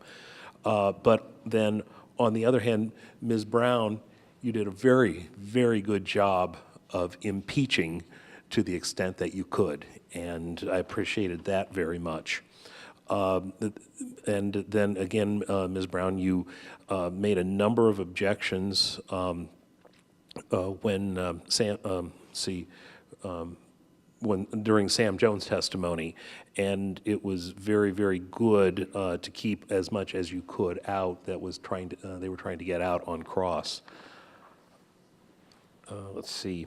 One point that I really appreciated on the cross-examination by Mr. Nelson of Justice Smith, just to bring out the fact, you brought out the fact that Smith just popped in on the scene and didn't really know the circumstances. So wasn't aware of the totality of the circumstances, which of course was very important to this case. And then finally, Mr. Agarwal, your close, to me, to my way of thinking, was the model that I like to hear when I hear a close. Everything was there, the facts were there, Garner was there, the other cases that are important to this case, everything was there. It was emotionally done, and I appreciated it very much. Thanks to both teams. Congratulations on making it to the final round. One of the things that I think sets everyone in this room apart from the other rounds that I've judged is it's not your content, it's your presence, your demeanor in the courtroom. There were some questions that I heard asked that I hadn't heard asked in any other round, but today it was the way that you objected, the way you responded to objections, and the way that the witnesses responded to the questions on cross, but still advocated for their particular side that set all of you apart from rounds that I've seen previously. I hope that when each of you graduates, you go to college, you continue doing mock trial, and then you go to law school and continue doing mock trial and come back and judge. Thank you, and I'd like to also join with everyone up here in congratulating you on making the final round. I just have two quick comments, and they're more global than specific. The first one was I was so glad not to be watching Sam Waterston in Law and Order screaming at the panel and at the witnesses constantly. The one thing that came across very clearly, and I think the word that was previously used is important, was your presence. You had terrific presence, and it was very professional presence, and that is so important, I think, when you're appearing in court, when you're appearing before other professionals, that you have that. I think the other comment I would make is you both teams had a great command of marrying up the facts and the law. You kept coming back to the facts, and you kept trying to draw the facts back into the law.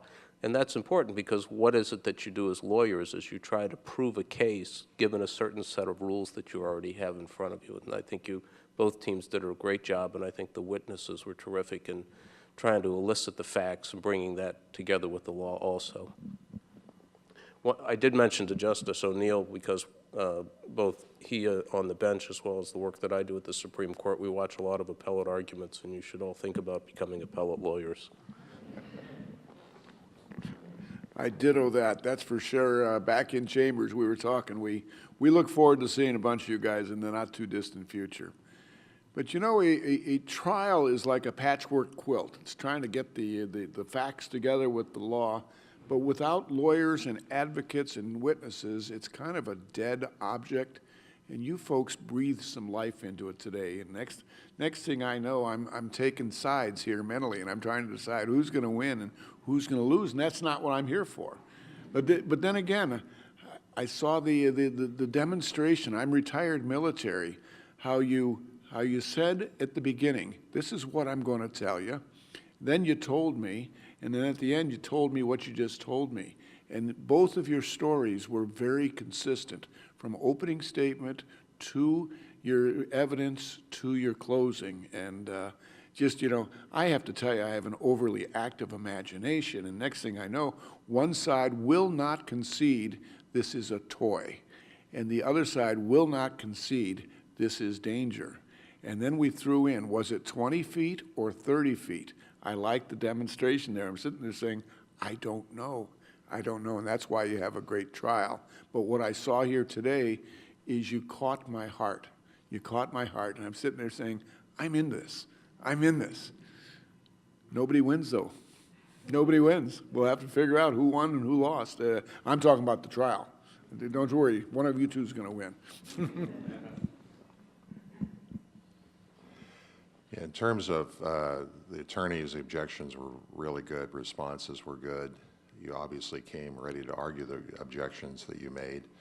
And I agree, the witnesses, in terms of any trial that I've been in, across the board, all the witnesses were superb. So I think both teams did a really fine job.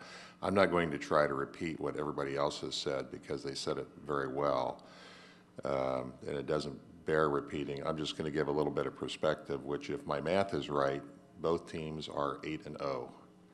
So you started in the district, you won 2 trials, you went to the regional, you won 2 trials, and I believe you had to have 4 wins to get here, right? So, and I think that given the level of competition and the number of teams and how good they are, it's all done randomly. You can't, no team can sneak through because there's so many good teams that you face, and particularly when you get to the state level. It's always a shame that one team has to, in a way, one team has to win and one team has to finish second, which is what obviously is going to happen today. But both teams, there are 298 approximately, I don't know the exact number, approximately 298 other teams, more than that I guess, that are certainly would be aspiring to be where you are. And what you have done to get here and then how well you have performed today is certainly speaks very well. I know teachers and legal advisors put in a lot of time and effort. They are to be commended for how well you've done also and getting you prepared for this. And parents and family members and friends have every right to be very, very proud of you, and certainly both teams should be very proud of your performances. So at this time, Justice O'Neill will announce the winners of the individual awards one by one, right? Is that correct? And then after each award, it'll be given? Okay. Before I do this, I got to tell you, this is what I do for a living. I make decisions all day long, 7 days a week, and I'm driving down here today on a Saturday and saying, why do I do this to myself? And then I get into this competition. I'm privileged to be here with you. I'm privileged to watch you guys in your competition. So eventually I have to say, though, the outstanding attorney as judged by the panel is Tyler Nelson.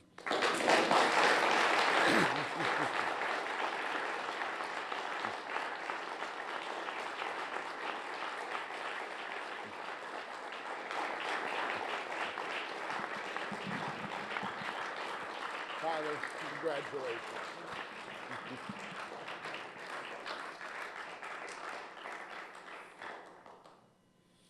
And the outstanding witness, as judged by the panel, is Simon Weeder.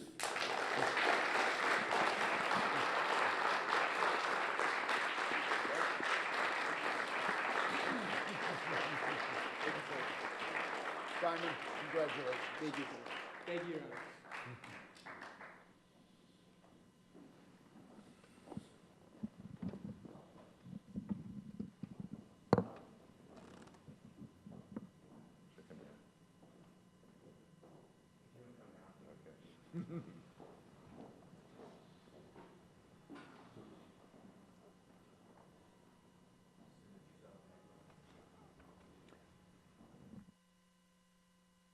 Thank you. All right. So if you'd like to announce our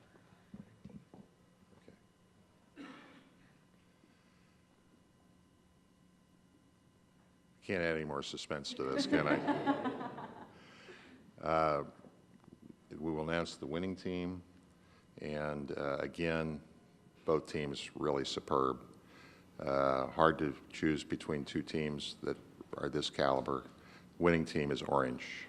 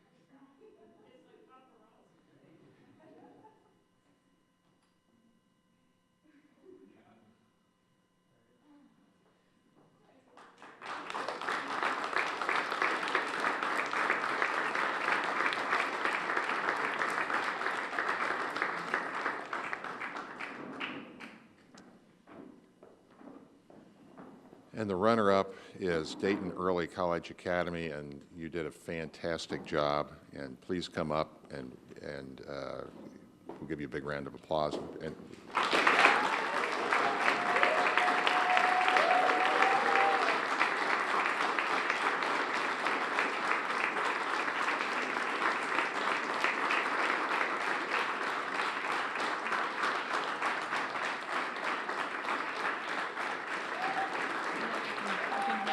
individual awards if you'd like. Thank you so much. Okay.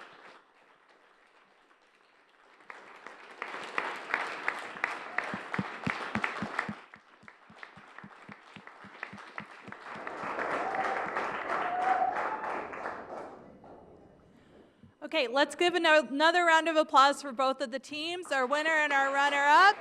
Congratulations to all of you. And at this time, I would like to invite the advisor for Orange High School to come up and give the individual gavels to students, please.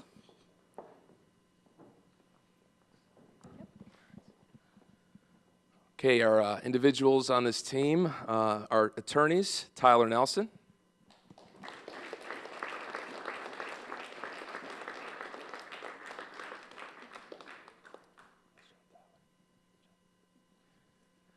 Our other attorney, who was a double attorney on both sides, Neil Agarwal.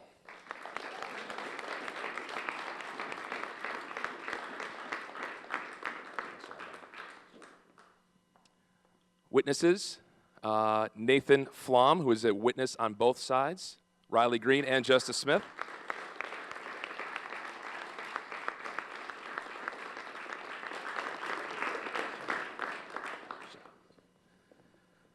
Mr. Bowtie, Simon Weeder, playing Pat Sweeney.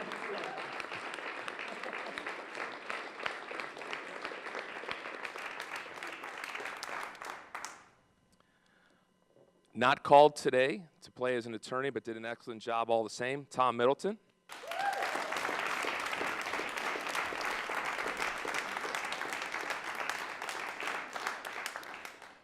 Also not called today, but played the role of Sam Jones on the other side, did a great job timekeeping today, Jen Goodman.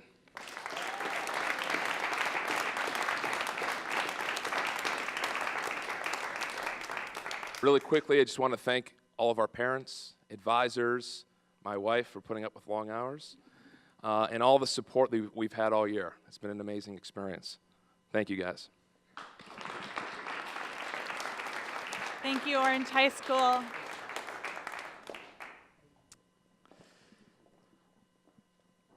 All right, and at this time, I would like to invite the advisor for Dayton Early College Academy to give out the individual gavels, please.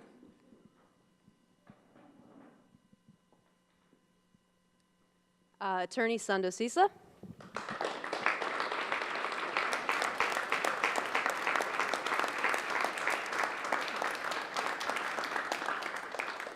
Attorney Lauren Brown.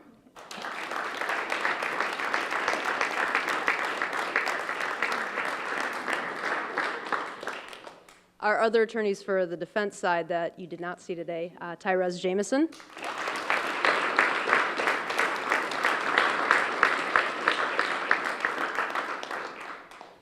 Hadiza Juf.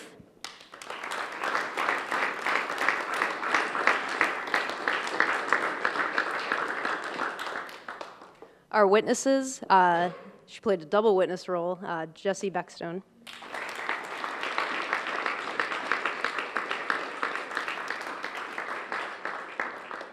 Akila Zachary.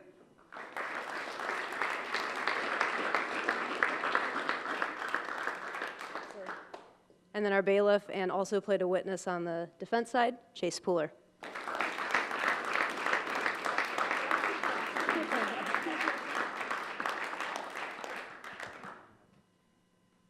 Just quickly, I'd like to congratulate Orange High School, and then also thanks to DECA, Matt Bruce, our legal advisor, and all these kids here that did an amazing job this year. Thanks. Thank you very much, Dayton Early College.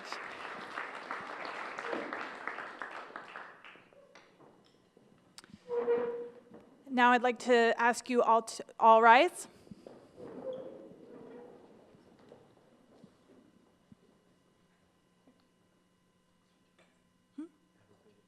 and court is now adjourned.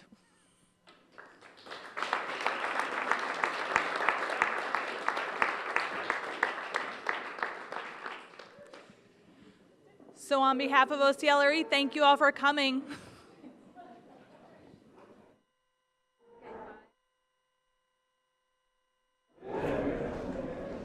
You've been watching the Ohio Channel's coverage of the Ohio High School Mock Trial Championship competition.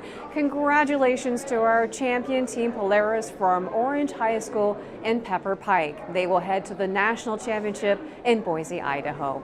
To purchase copies of this program or to view it for free online, visit ohiochannel.org, where you can also view live and past video coverage of your Ohio government, including the Ohio Supreme Court. Thank you for watching, and see you next year.